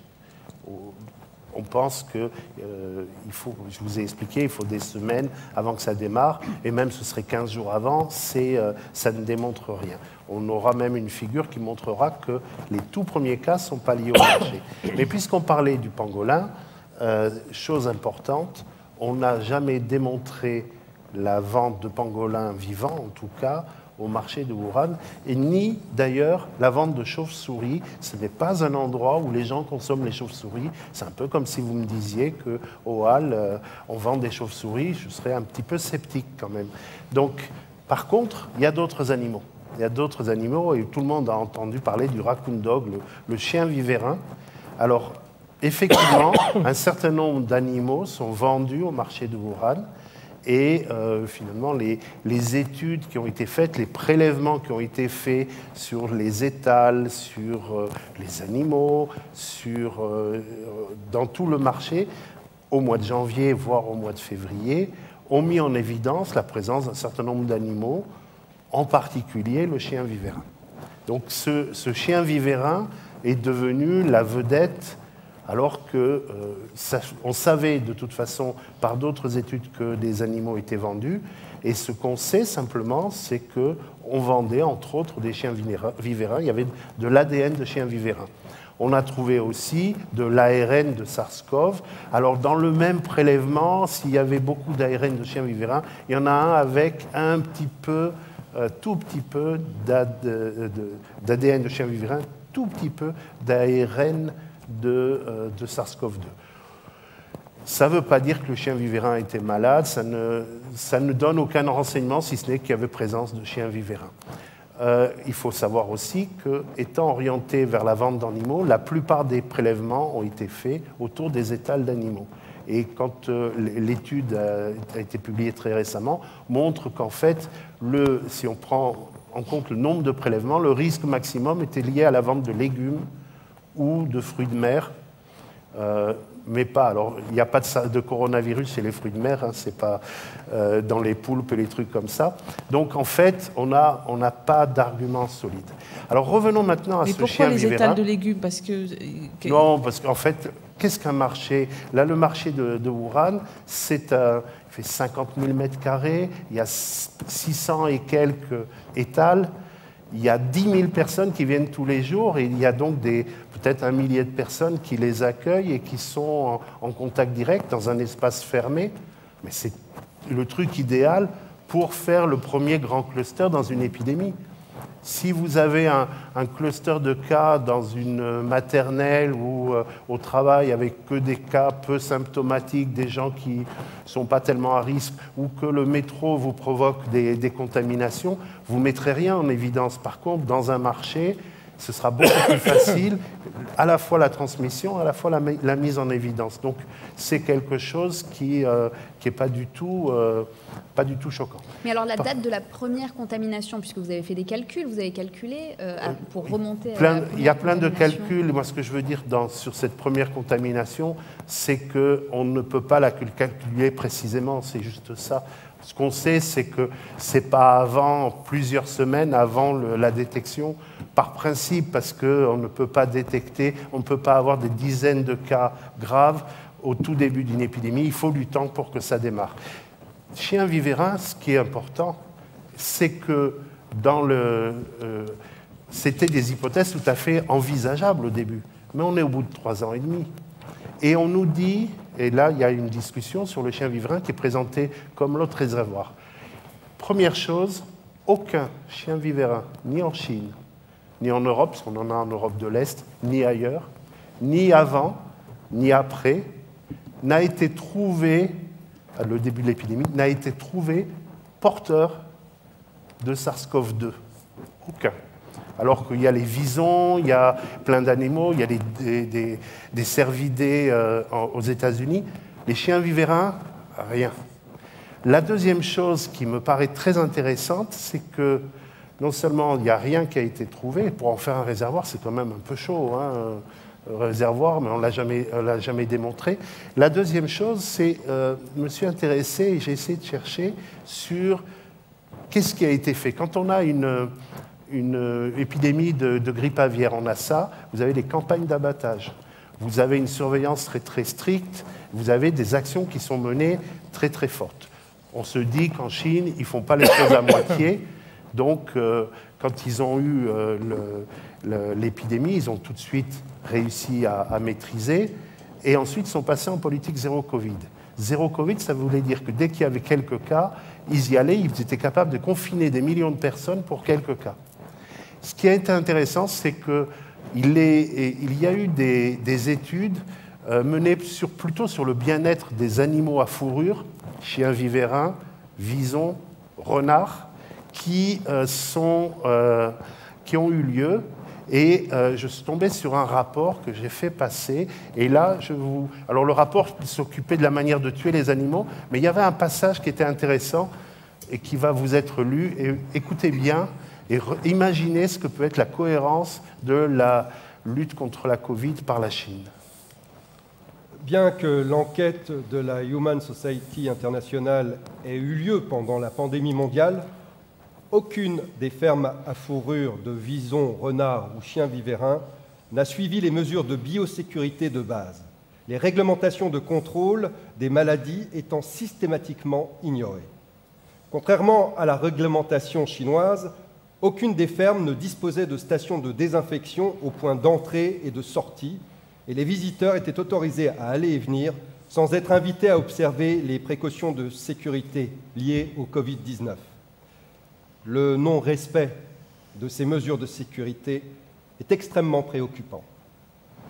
Juste pour rebondir sur ce texte, tout à coup on s'aperçoit que la Chine qui fait cet effort pour rester en zéro Covid, finalement ne s'intéresse pas à ces chiens vivérins. Le vison, au contraire, ils ont gagné des parts de marché quand les Danois ont tué et éliminé leurs élevages. Et en fait, pour eux, ça n'était pas un problème. Et ça, c'est intéressant parce que si dans une maladie dont on pense que le réservoir est animal, on n'intervient pas, normalement, il ne faut pas s'attendre à ce que l'histoire se règle toute seule. Or, on n'a toujours pas vu le moindre chien vivérin touchés par cette maladie, ni les renards en Chine, ni même, ils n'ont pas eu de problème, eux, de vison. Il faut dire qu'ils étaient en zéro Covid chez l'homme. Ils intervenaient que chez l'homme et ils avaient ce résultat. C'est intéressant à méditer. Donc votre argument, c'est que les Chinois ne croyaient pas à une épidémie venant d'un autre intermédiaire, vu qu'ils n'ont pas pris des mesures de sécurité. Pour moi, j'éviterais en tout cas de prendre pour des imbéciles des gens qui tiennent un pays à 1,4 million d'habitants, qui arrivent à le maintenir. Je ne les prends pas pour des imbéciles s'ils n'ont pas tenu compte de ce risque potentiel, c'est que probablement ce n'était pas un risque potentiel pour eux. Sinon, pourquoi confiner des millions de personnes si c'est pour laisser évoluer le risque initial? Moi, j'avais juste une remarque à faire par rapport au chien vivérin. Savoir qu'il y a quand même un lien entre les sarbecovirus et le chien vivérin. On ne l'a pas cité tout à l'heure, mais en 2003, le virus SARS-CoV a été trouvé chez le chien vivérin. Du coup, dans la tête des virologues, tout de suite, quand on parle de chien vivérin, ils se disent « Ah oui, hôte intermédiaire potentiel ». Tout de suite, on a tendance à interpréter de cette façon-là. Or, en fait, sur le marché de Wuhan, il y a du chien vivérin, il y a du SARS-CoV-2, mais ça ne veut rien dire. Ça veut simplement dire qu'il y avait ces animaux et du SARS-CoV-2. On est en janvier, beaucoup de gens ont été contaminés, donc beaucoup de gens sur le marché ont été contaminés, et ça, on le sait bien. J'avais juste une autre diapo à montrer par rapport au premier cas, et ça, c'est des publications chinoises, qui montrent que le premier cas, alors il y a des petites incohérences dans les publications, c'est pour ça que j'en ai montré deux, mais si vous voyez celle de gauche ici, le premier cas humain, donc lors de cette épidémie, a été daté au 1er décembre 2019 et n'était pas sur le marché de Wuhan. Là, ici, sur cette autre publication, les dates ne correspondent pas tout à fait, mais on voit bien que les premiers cas n'étaient pas sur le marché, n'avaient pas de lien même avec le marché de Wuhan. Or, en fait, d'après les datations moléculaires, l'épidémie, avec les séquences dont on dispose, aurait commencé à la mi-novembre. D'autres parlent de la mi-octobre, c'est variable. D'autres vont même jusqu'en août et en juin 2019. Donc on voit qu'il y a quand même un peu polémique, mais ce qui est sûr, c'est que ça a commencé bien avant le mois de décembre. Donc on voit bien que les premiers cas n'étant pas associés au marché, c'est difficile de faire un focus complet sur ce marché. J'avais aussi une remarque dont on n'a pas parlé, c'est que sur le marché de Wuhan, on a trouvé 2 versions du virus SARS-CoV-2 qui diffèrent sur 2 mutations. Il y a 1 an, on a eu une publication dans Nature nous proposant l'hypothèse non parcimonieuse qu'il y avait eu 2 contaminations animales d'un homme par un animal sur le marché du Wuhan. C'est un peu complexe entre nous comme hypothèse. On peut très bien envisager que l'épidémie a commencé avant et qu'il y avait 2 virus avec des petites variations, comme on en trouve dans les populations actuelles, donc sur le marché du Wuhan. Justement, ça corrobore l'hypothèse que, pour moi, que l'épidémie a commencé bien avant décembre 2019, et non, plutôt qu'une hypothèse très farfelue avec 2 contaminations animales. En tout cas, après avoir évoqué tout ça, en ce qui concerne la zoonose, on comprend qu'on est dans une impasse. On n'arrive pas à avoir de certitude sur l'animal intermédiaire. On a évoqué le chien vivérin, on a évoqué le pangolin. On n'a pas de réponse définitive. Et ça, c'est aussi lié à l'attitude de la Chine, qui communique pas suffisamment de données. Cette opacité, c'est un vrai problème, puisqu'elle a maintes fois été soulignée par des scientifiques comme vous, par les gouvernements, mais également par l'OMS, dont on parlait tout à l'heure. Voici ce qu'a dit il y a quelques mois Maria Van Kerkhove. Elle est responsable de la gestion du Covid à l'OMS. Je tiens également à préciser que nous continuons à demander davantage de coopération et de collaboration avec nos collègues chinois, afin de faire avancer les études qui doivent être menées en Chine. Ces études ont été recommandées dans le rapport de l'OMS de mars 2021, dans le rapport SAGO de juin 2022, des études sur l'interface animale, sur les marchés, dans les fermes. Ces études doivent être menées en Chine et nous avons besoin de la coopération de nos collègues chinois pour faire avancer nos connaissances à ce sujet. Nous suivrons l'évolution de la science. Nous continuerons à demander au pays de dépolitiser ce travail. Mais nous avons avant tout besoin de la coopération de nos collègues chinois pour progresser dans ce domaine. Donc une plus grande transparence de la Chine, c'est bien ce que réclament l'OMS, les États, les scientifiques, et notamment sur les expériences menées dans les laboratoires de virologie, car à Wuhan, qui est une mégalopole de 11 millions d'habitants, il y a peu de grottes, peu de chauves-souris, mais en revanche, il y a beaucoup de laboratoires de tout niveau de sécurité, P1, P2, P3, P4. Peut-être que vous pouvez nous en parler. Alexandre, vous les connaissez, ces laboratoires? Aussi parler juste un petit mot, juste pour que tout le monde le sache. C'est que, pour finir avec le chien vivérin, pangolin, etc., il y a quand même eu des études de collègues chinois vous voyez, avec beaucoup de prélèvements, près de 2000 prélèvements réalisés sur toute la Chine, sur beaucoup d'espèces différentes, des rongeurs, pangolins, des civettes, du chien vivérin, d'autres carnivores, etc. Ils ont trouvé pas mal de virus chez ces animaux, 65 virus nouveaux, c'est pas rien, mais aucun sarbecovirus. Donc, bon, du coup, il n'y a pas beaucoup d'éléments pour soutenir la thèse de l'autre intermédiaire, pour l'instant en tout cas. Avant d'arriver au laboratoire, il y a aussi un point qu'on n'a pas abordé. Quand on a une épidémie dont on pense que l'origine vient au niveau des chauves-souris et qu'on sait qu'on a ces colonies de chauves-souris dans le sud de la Chine. Habituellement, on l'a par exemple pour les épidémies de Marburg ou pour le premier SARS, ça génère des études dans ces grottes. On va chercher, en s'équipant, en faisant attention, mais on va chercher. Donc pour l'épidémie de Marburg, il y a des gens qui ont été dans des grottes pleines de cobras, des chauves-souris partout. C'était en plein Ouganda. Ils ont fait cette recherche pour aller chercher le virus, pour voir ce qui se passe.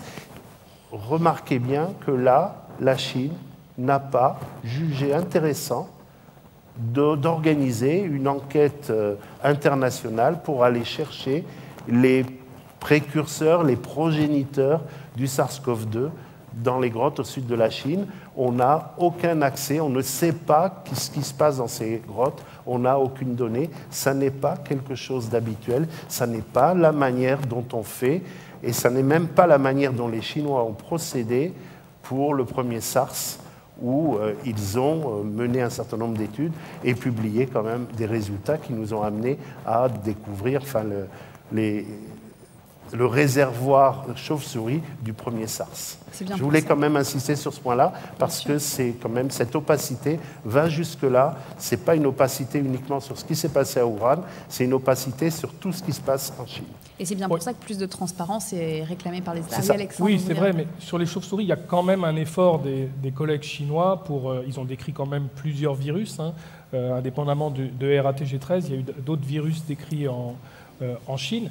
Bon, c'est un travail qui peut prendre 2 à 3 ans, donc d'aller sur place, de collecter les échantillons, de séquencer. Donc c'est pas ouvert. Alors, c'est pas ouvert aux chercheurs étrangers, ça c'est sûr.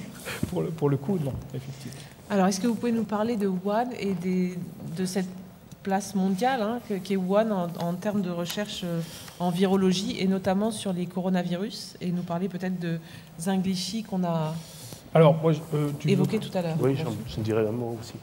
Moi, en fait, je voulais vous embêter encore un petit peu avec des séquences. C'est rigolo. Non. Mais celle-ci, on l'a vue au départ, c'est le domaine de liaison. Et il y a un site qui est très important qui n'a pas été repéré au départ, c'est qu'il y a une insertion en acide aminé, PRRA, qui crée un motif de clivage par la furine, et ça, on connaît ça chez d'autres protéines. La furine, c'est une protéine qui existe chez les animaux et chez l'homme. Et donc, quand la furine voit un site comme ça dans une protéine, elle va couper juste après, c'est-à-dire juste avant la sérine, ici, elle va couper la protéine en deux. Or, ce simple site, qui n'est présent que chez le SARS-CoV-2, je vous ai aligné ici toutes les séquences les plus proches actuellement du SARS-CoV-2, on voit qu'il n'y a pas ces acides aminés. Alors, peut-être qu'on n'a pas expliqué ce qu'étaient ces sites furines, j'ai peur que ce soit un peu complexe. Je vais juste expliquer en un mot ce site de clivage de la furine. Parler juste après avoir parlé des laboratoires de virologie. Peut-être faire une présentation un peu plus large sur Wuhan, voilà, la ville dans laquelle il y a beaucoup de laboratoires. Je vais prendre la main. Et après, promis, on parle du site furine et vous comprendrez tout.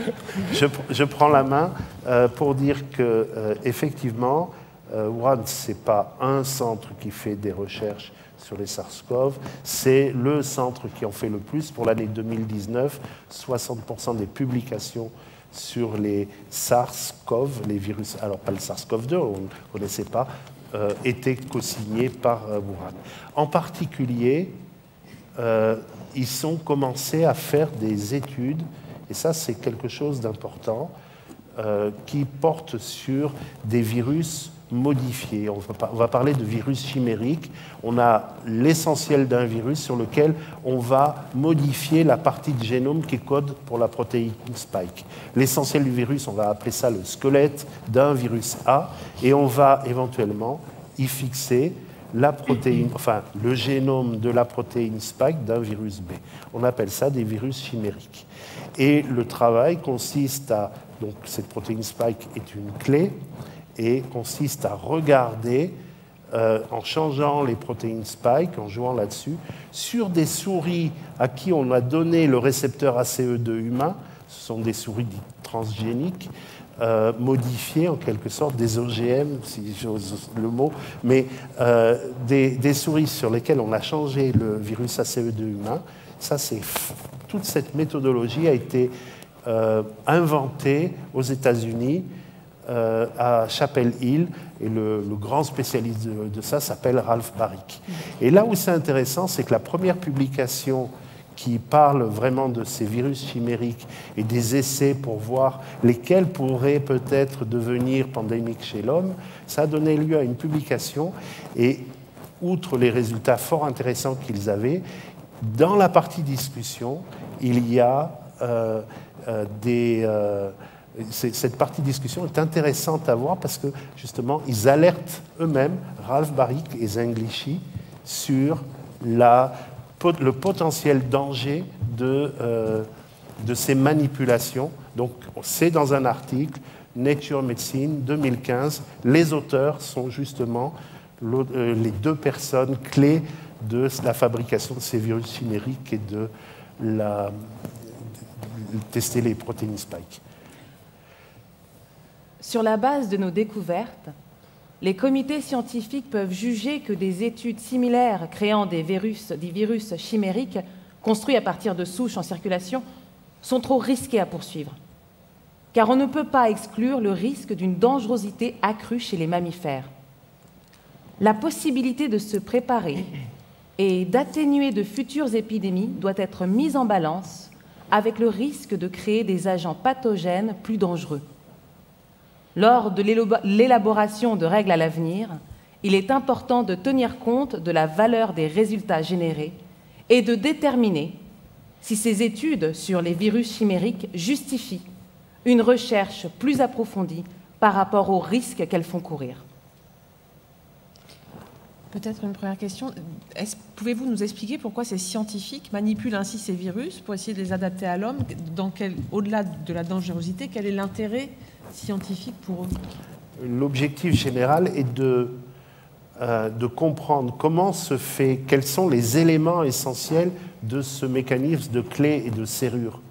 Et donc, en connaissant ça, ils arrivent éventuellement à déterminer quelles sont les séquences des protéines spike qui pourraient être les plus dangereuses, et ils veulent anticiper, ils veulent aller avant le démarrage d'une pandémie, trouver éventuellement dans les grottes les endroits où se trouvent finalement des virus et des protéines spike. Et par exemple,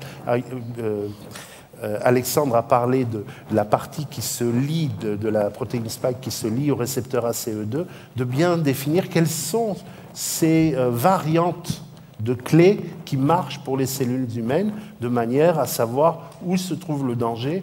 Et éventuellement, ce sera un autre programme parce qu'ils ont travaillé pendant des années sur ça. À partir de 2015, ils ont continué. Ce travail qui était fait essentiellement aux États-Unis, petit à petit, est devenu faisable en Chine, avec des virus chimériques fabriqués en Chine, avec en 2018 l'importation en Chine de souris transformées avec ces récepteurs ACE2. Tout ça, c'est très récent, 2018. Le but, donc, c'est aussi de créer des vaccins, c'est ça le but de ces recherches, c'est de se protéger contre les pandémies. C'est de comprendre effectivement comment ces systèmes se font pour anticiper et être plus rapide dans la création de vaccins, voire même, et là on aborde un nouveau projet qui est le projet DEFUSE.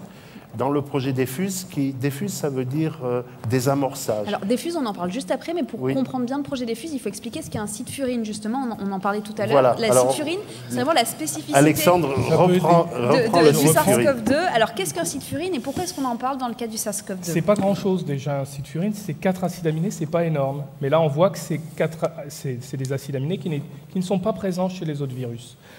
On connaît des sites Furine dans d'autres protéines, encore une fois. Ce que ça fait, c'est que ça coupe la protéine en deux et que ça facilite son entrée dans les cellules humaines. C'est ce qui permet d'infecter en fait les hommes ça aussi facilement. Ça infecte beaucoup mieux avec ça. D'ailleurs, on a montré que sans ça, le SARS-CoV-2 n'aurait pas eu les conséquences qu'il a eues. Donc c'est extrêmement important, c'est court, mais extrêmement important.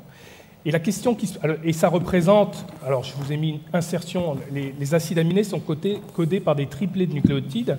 Donc vous avez la séquence ici nucléotidique qui correspond à l'insertion en acide aminé. Désolé, je m'arrête là. Les insertions dans les séquences protéiques, ça arrive naturellement, hein, on en connaît. Il y a aussi des délétions, des pertes de petits motifs, mais les insertions sont plus rares que les délétions. Ce n'est pas très fréquent quand même, c'est beaucoup moins fréquent qu'un changement en acide aminé. Mais ça peut être sélectionné positivement à partir du moment où c'est avantageux pour le virus. Et là, on comprend bien que ça aurait pu être sélectionné positivement dans la mesure où ça procure un avantage certain au virus pour infecter les cellules humaines. Donc la question, c'est est-ce que ces acides aminés en trop chez le SARS-CoV-2 sont arrivés naturellement ou en laboratoire, ou ont été rajoutés en laboratoire? C'est vraiment la question qui se pose. Et ce n'est pas facile de répondre à cette question quand même, tout simplement parce que des sites de... Ah, j'essaie de... Hop. Des sites de clivage de la furine, on en connaît par exemple, alors tu voulais peut-être en parler, on les connaît chez d'autres protéines, et on sait qu'elles ont le même rôle, hein, ça coupe la protéine en deux, et donc ça a un rôle de clivage. Donc le motif en question, on l'a retrouvé chez une protéine humaine, ENaC par exemple, mais on trouve aussi des motifs assez proches, quand même, chez des coronavirus de chat, par exemple, ça a été publié, pas publié là-dessus d'ailleurs, c'est par hasard que je suis tombé là-dessus, mais les auteurs n'ont pas mentionné ce motif, alors que c'est des auteurs quand même qui sont très au courant. Je suis un peu étonné, je ne vous le cache pas, mais on trouve un motif de 6 acides aminés qui est assez proche, qui est un site de clivage de la furine, et donc il y a le même rôle chez ces coronavirus de chat, c'est-à-dire que ça coupe la protéine et ça permet au virus de rentrer plus facilement dans les cellules de l'hôte, qui est ici un chat et des chats d'Australie. Je note aussi que vous regardez sur cet alignement, on voit qu'il y a des lésions, des insertions. On sent que la dynamique évolutive autour de ce site de clivage de furine est importante en termes de délétion et d'insertion, tout simplement parce que les virus ont tout intérêt à avoir un site de clivage de la furine qui soit fonctionnel. Donc la question, c'est est-ce que ça a pu arriver en laboratoire ou est-ce que c'est arrivé naturellement? Ça, c'est la vraie question qu'on se pose. Peut-être une précision, c'est un article qui est sorti en 2020, au tout début, qui dit que le SARS-CoV-2 mime stratégiquement l'activation protéolytique, la cassure par la furine d'une protéine humaine qui s'appelle ENaC. Et en fait, les auteurs expliquent que la séquence la plus longue et la plus ressemblante du site furine, RRAR SVAS, on prend sur un plus grand morceau, ne se trouve pas chez les coronavirus, en tout cas dans aucune protéine spike sur 13 000 protéines spike à l'époque. On la retrouve par contre uniquement pour cette séquence-là comme dans la protéine ENaC, qui est un canal, en fait, elle est étudiée pour la mucoviscidose, s'il y a un problème dans la mucoviscidose, dans les cellules pulmonaires, dans les cellules digestives, de passage de sodium et de potassium. Na, dans ENaC, Na, c'est le sodium. Et donc, ils s'étonnent de cette ressemblance stratégique, comme il l'indique, et ils se disent, ça a quelque chose à voir avec la symptomatologie, et ils ont raison, hein, avec la symptomatologie de la Covid-19, à savoir les atteintes pulmonaires, les atteintes digestives. Ils en sont là, ils ne connaissent pas à ce moment-là, on va y arriver quand même, ils ne connaissent pas à ce moment-là le projet Défuse, désamorçage, qui justement va amener une nouvelle information dans cette saga du laboratoire. Et donc, je sais dans pas le cadre de l'enquête scientifique qui a lieu depuis 3 ans sur l'origine de ce virus, qui est officielle et officieuse, il y a un document qui a fuité. C'est un document qui a fuité des États-Unis. C'est un projet de recherche qui a été présenté dans l'espoir d'être financé par les autorités de santé américaines et qui prévoit justement l'insertion d'un site furine dans un coronavirus. On vous écoute, Renaud. C'est exactement ça. D'abord, ils font le point sur tout ce qu'ils arrivent à faire.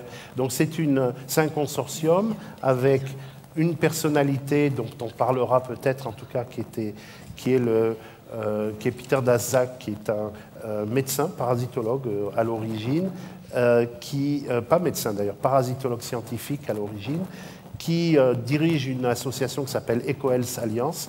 Et cette association cherche des fonds pour des projets de recherche, en particulier associant les équipes de Chapel Hill et les équipes de Wuhan et d'autres équipes pour travailler justement sur ces virus chimériques et regarder comment ces virus interagissent de manière à savoir un peu, avoir une espèce de bottin de toutes les formes de protéines spike qui pourraient être dangereuses pour l'homme. Et c'est ce projet, je pense, qu'il va falloir expliquer. Depuis 14 ans, notre équipe a étudié les coronavirus parmi les populations de chauves-souris en Chine, aboutissant à trouver plus de 180 SARS coronavirus sur environ 10 000 échantillons. Des chimères possédant des gènes de ces virus insérés dans le squelette d'autres SARS coronavirus provoquent une maladie de type SARS sur des souris exprimant le récepteur humain ACE2, avec des signes cliniques qui ne sont pas réduits par des anticorps monoclonaux ou la vaccination. Nous allons introduire des sites de clivage spécifiques de l'homme et évaluer le potentiel de croissance du virus dans des cellules véro et des cultures d'épithélium humain respiratoire. Alors, est-ce que ces recherches ont eu lieu finalement? Alors, juste un point. Justement, la question est, est-ce qu'ils l'ont fait finalement? Je voudrais juste reprendre sur cette phrase qui est que on va introduire un site furine, protéolytique clivage,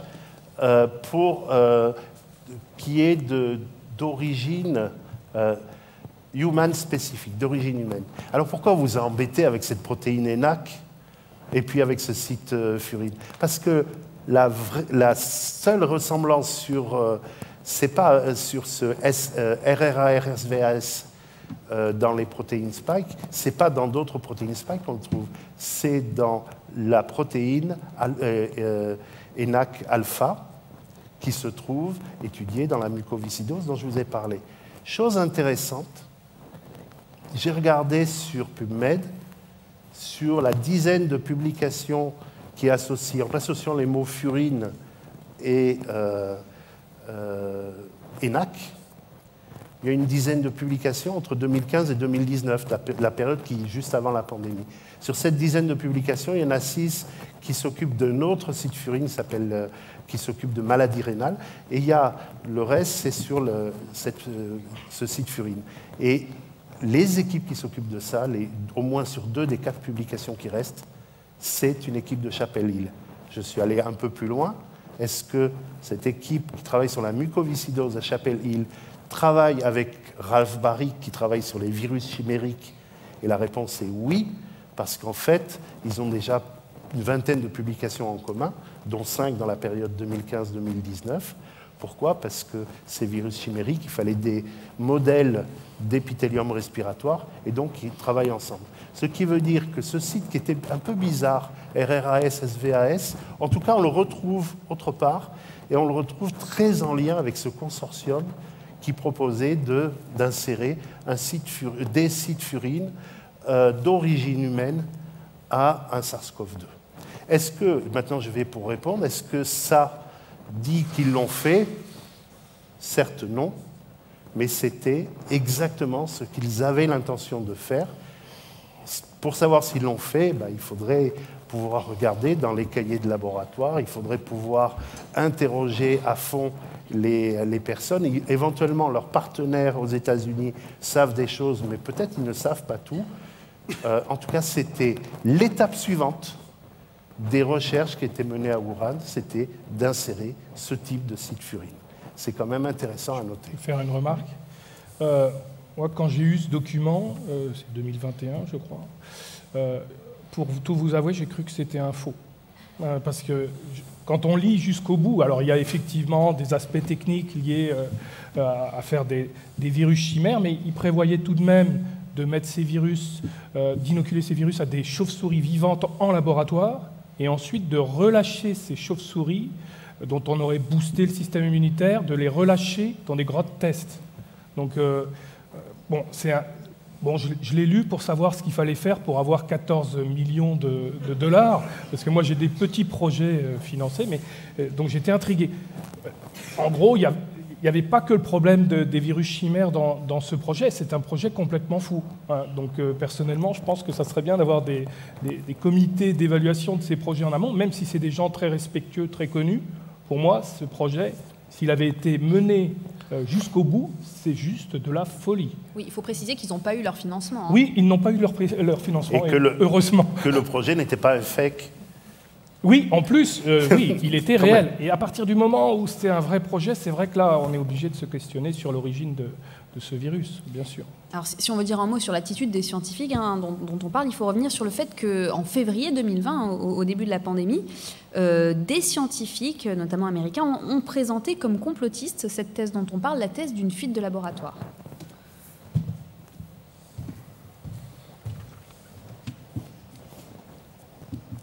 Nous condamnons fermement les théories du complot suggérant que le Covid-19 n'a pas une origine naturelle. Des scientifiques de nombreux pays ont publié et analysé les génomes de l'agent causal, le coronavirus 2 du syndrome respiratoire aigu sévère SRAS-CoV-2, et ils concluent à l'unanimité que ce coronavirus provient de la faune sauvage. Or, ce qu'on n'a pas mentionné, c'est que certains signataires de cet éditorial qui a été publié dans le Lancet, c'est une très grande revue scientifique, certains signataires, ils étaient directement impliqués dans des projets de manipulation de virus aux côtés des équipes de Zhang Li, dont on a parlé auparavant. Or, aucun conflit d'intérêt n'a été déclaré dans cet éditorial. Ça, ce n'est pas une étude scientifique problématique. J'irai même plus loin. C'est maintenant par la demande de communication des emails, c'est pas un signataire, Peter Daszak, coordonnateur de Diffuse, et celui qui a coordonné la rédaction de cette lettre. Il s'est mis dans le milieu des auteurs, mais il était bien là-dedans. Sur les signataires, 5 travaillaient à EcoHealth Alliance, et sur les 27 signataires, 26 avaient des conflits d'intérêts, c'est-à-dire travailler avec la Chine. C'est le même Peter Daszak qui a été sélectionné par les Chinois comme seul chercheur anglo-saxon, il est à la fois anglais et américain, a participé à l'investigation de l'OMS dont on a parlé. Il avait la responsabilité de défendre la thèse animale. Soyez sûr qu'il l'a défendue bien solidement. Il était aussi au Lancet dans l'équipe, toujours pour la partie thèse animale, d'une commission du Lancet chargée de faire la lumière sur l'origine de la Covid. Cette commission a explosé en plein vol quand le président de la commission, Jeffrey Sachs, s'est aperçu que la majorité des membres de la commission avaient des conflits d'intérêts. Donc c'est une pratique qui est très largement utilisée, d'être présent au bon moment, au bon endroit pour influencer. Est-ce que j'ai répondu à la question? Oui, très clairement. Mais juste peut-être un point, tout de même, ces conflits d'intérêts ont été dénoncés. Il y a eu des critiques qui ont été faites dans le Lancet. Aujourd'hui, quand on veut lire cet article, il y a l'addendum qui précise les conflits d'intérêts. Donc il y a quand même eu une discussion. L'addendum a mis 1 an à sortir, effectivement. Il est sorti en juillet 2021, donc un peu plus d'1 an. Et pendant un peu plus d'1 an, on a cru que c'était du complotisme que d'imaginer une thèse laboratoire. Et ce qui fait que beaucoup de personnes sont restées avec cette idée-là et ont du mal encore à se figurer qu'une hypothèse laboratoire, ça a du sens. Quand on vous dit qu'il y a un consensus chez les scientifiques, de ce que j'en sais, d'abord il y a eu l'Académie des sciences de médecine qui a fait une demi-journée sur le sujet, ils en ont dit au moins autant que nous. Et ils étaient vraiment sur l'idée quand même d'une origine laboratoire et d'un danger de ces expériences de gain de fonction. Et plein de personnes avec qui j'ai parlé, qui sont des scientifiques de très bon niveau, aussi se posent des questions ou se sont fait une conviction. Il n'y a pas du tout de consensus scientifique en faveur d'une hypothèse zoonotique. Il y a un groupe de scientifiques qui a essayé d'autorité d'imposer cette idée, et c'est très intéressant la manière dont ça a été fait. Je l'ai vécu aussi sur le choléra en Haïti, ça a fonctionné de la même manière. Il y a même un personnage commun qui travaille à EcoHealth Alliance, c'est mon amie Rita Colwell, qui avait expliqué la cause naturelle du choléra en Haïti et qui défend la cause naturelle de la Covid. J'arrête là, peut-être sûr. Et peut-être, Alexandre, il n'y a pas non plus de consensus sur l'origine du laboratoire. Le débat reste ouvert. Oui, alors le débat reste ouvert, mais j'avais une diapo de conclusion justement pour discuter de tout ça. Alors, si on récapitule un petit peu, on sait qu'on a des virus qui sont proches du SARS-CoV-2 chez des chauves-souris. On n'explique pas comment les chauves-souris ont pu arriver à Wuhan, et on sait qu'aucun de ces virus ne présente de motif de clivage par la furine. Concernant le pangolin, on a vu que les séquences et à la fois la composition en base n'en faisaient pas un autre intermédiaire possible. Le chien vivérin, il n'y a carrément aucune donnée finalement disponible, et on sait que les premiers cas sont en dehors du marché de Huanan. Donc il nous reste effectivement cette hypothèse de fuite de laboratoire et qui est, on va dire, corroborée par 2 éléments essentiels selon moi. Le fait que l'épidémie commence à Wuhan, là où il y a ce laboratoire, et puis le projet Defuse, une fois qu'on sait que c'est un projet réel qui a été proposé, forcément tous les éléments sont à l'intérieur. La seule chose en fait qui avait été discutée par certains collègues, c'est que le SARS-CoV-2 en fait c'était un virus qui n'était pas connu et la lignée même n'était pas du tout connue des scientifiques. Et moi, je me permets de revenir sur un article qui est passé un peu inaperçu en 2019, avant l'épidémie. Finalement, en fait, cette lignée-là, elle a été publiée chez les pangolins en octobre 2019. Souvenez-vous que... Alors, je me suis longtemps posé la question, est-ce que cet article a été publié sachant qu'il y avait déjà une épidémie, ou est-ce que ce n'était pas le cas? Bon, j'avoue que je n'aurai jamais la réponse. Mais en revanche... quand on regarde les co-signataires de cet article, donc souvenez-vous, le pangolin, il présente au niveau de la protéine spike la même clé que le SARS-CoV-2, la même clé que les chauves-souris qu'on a retrouvées au Laos. C'est la clé qui permet de rentrer facilement dans des cellules humaines. Si on rajoute le site de clivage par la furine, ça rentre encore plus facilement. Mais cette clé, le fait que ces séquences étaient déjà connues en 2019, je me suis dit, et si les chercheurs, voyant ces virus de pangolins très intéressants, c'était la première fois qu'on découvrait des virus chez les pangolins, n'ont pas eu l'idée tout simplement de comparer ce virus de pangolin à leur énorme base de données de virus de chauve-souris. Et s'ils ne s'étaient pas rendus compte qu'ils avaient un virus, qu'on appelle maintenant SARS-CoV-2, qui présentait exactement cette même clé, ce domaine de liaison quasiment identique au pangolin.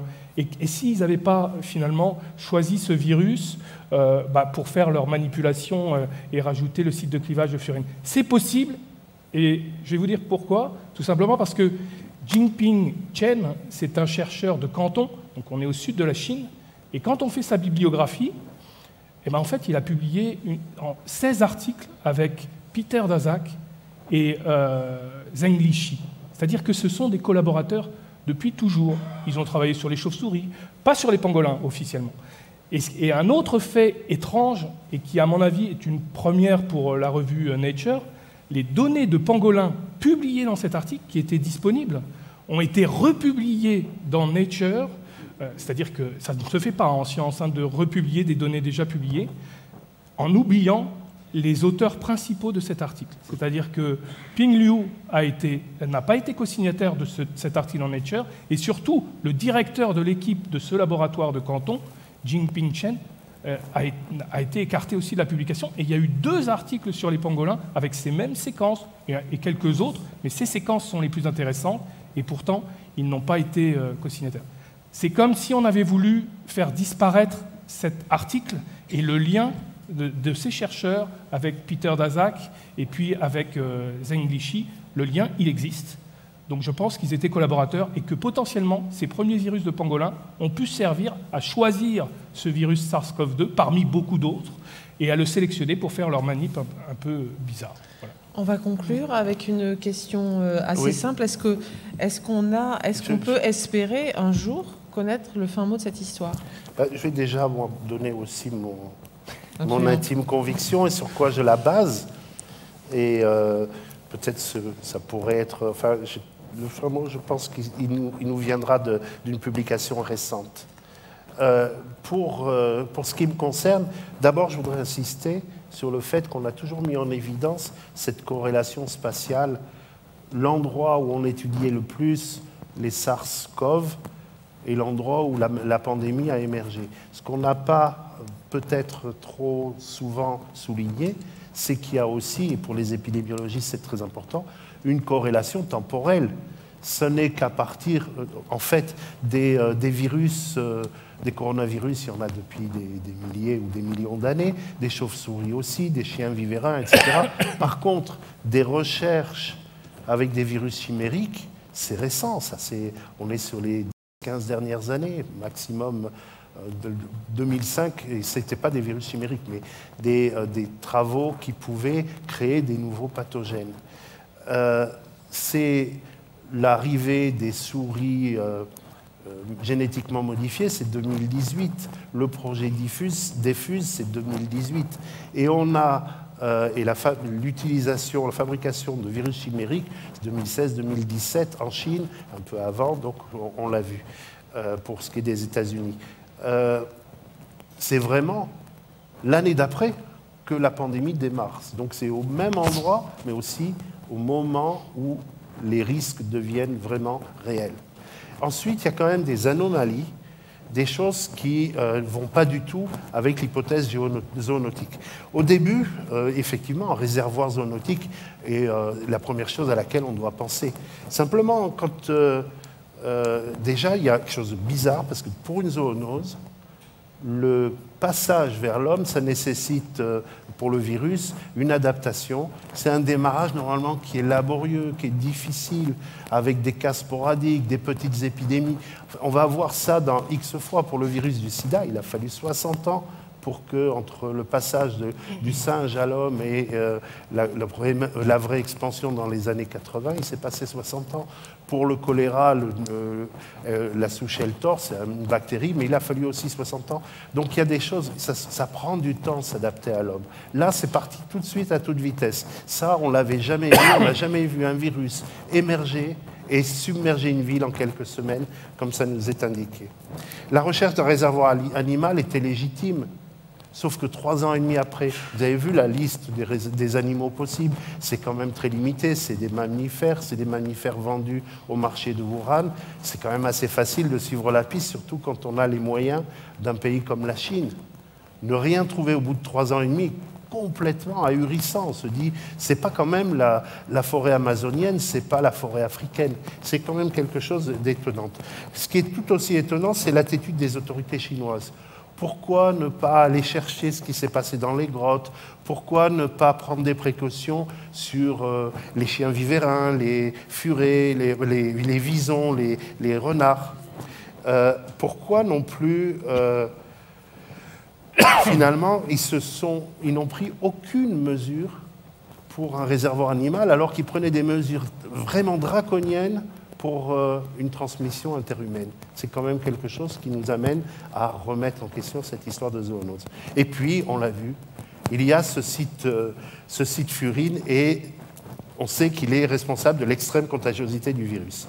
Il est absent de toutes les protéines spike, au moins sous cette forme-là, et on va le retrouver sur la protéine ENaC, et vous avez vu, je vous ai dit quand même que c'était même des équipes qui collaboraient, c'est aussi ce que disait Alexandre sur d'autres aspects, le pangolin, il y a des collaborations, de l'information qui circule.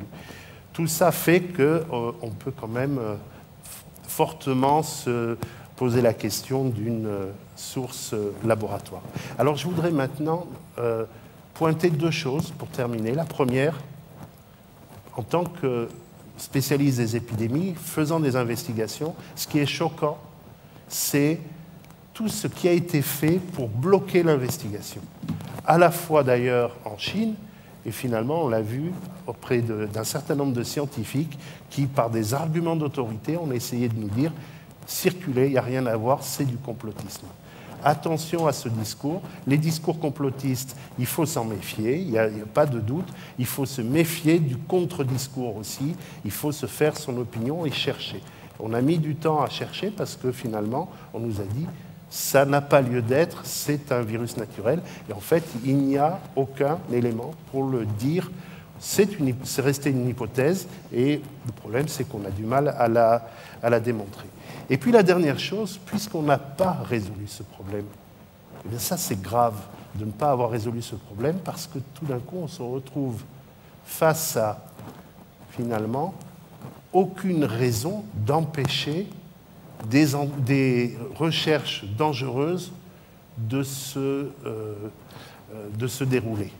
Et j'ai été complètement sidéré quand à la fin de l'année dernière, en octobre 2022, j'ai pu trouver une publication qui n'est pas encore acceptée, mais qui a été déposée comme un préprint dans BioArchive, un dépositoire de publications. Cette publication vient d'équipes tout à fait sérieuses. C'est quelque chose qui est fait aux États-Unis, à Boston, essentiellement, c'est des équipes de Boston. Et je vais laisser peut-être la parole pour expliquer, pour simplement dire ce qui est proposé, ce qui est expliqué dans cette publication. Écoutez bien. Nous avons fabriqué un SARS-CoV-2 recombinant en insérant le gène de la protéine spike d'Omicron dans le squelette d'un isolat SARS-CoV-2 ancestral. Chez les souris porteuses du récepteur ACE2 humain, le virus fabriqué, porteur de la protéine spike d'Omicron, inflige une maladie grave avec un taux de mortalité de 80%. Je complète. En fait, ils ont réussi à faire un virus qui est à la fois aussi, parce que c'est le résumé, aussi contagieux qu'Omicron, mais aussi dangereux que les virus précédents. Il n'y a pas eu de fuite, mais il y a toujours un risque de fuite. Je m'en tiens là. Bon, mais il est maintenant temps de conclure. On a passé pas mal de temps. J'espère que vous avez tout compris, ou en tout cas en majorité. L'idée ici, encore une fois, hein, c'était pas de trancher sur l'origine du Covid-19, puisque vous l'aurez compris, les zones d'ombre sont encore nombreuses. C'était simplement de faire un état des lieux des connaissances scientifiques et d'essayer de vous expliquer de la manière la plus pédagogique possible ce qu'on pouvait en dire. Merci Renaud Piarou et merci Alexandre Assanin d'avoir pris le temps de nous expliquer ce soir tous ces éléments. Merci. Merci.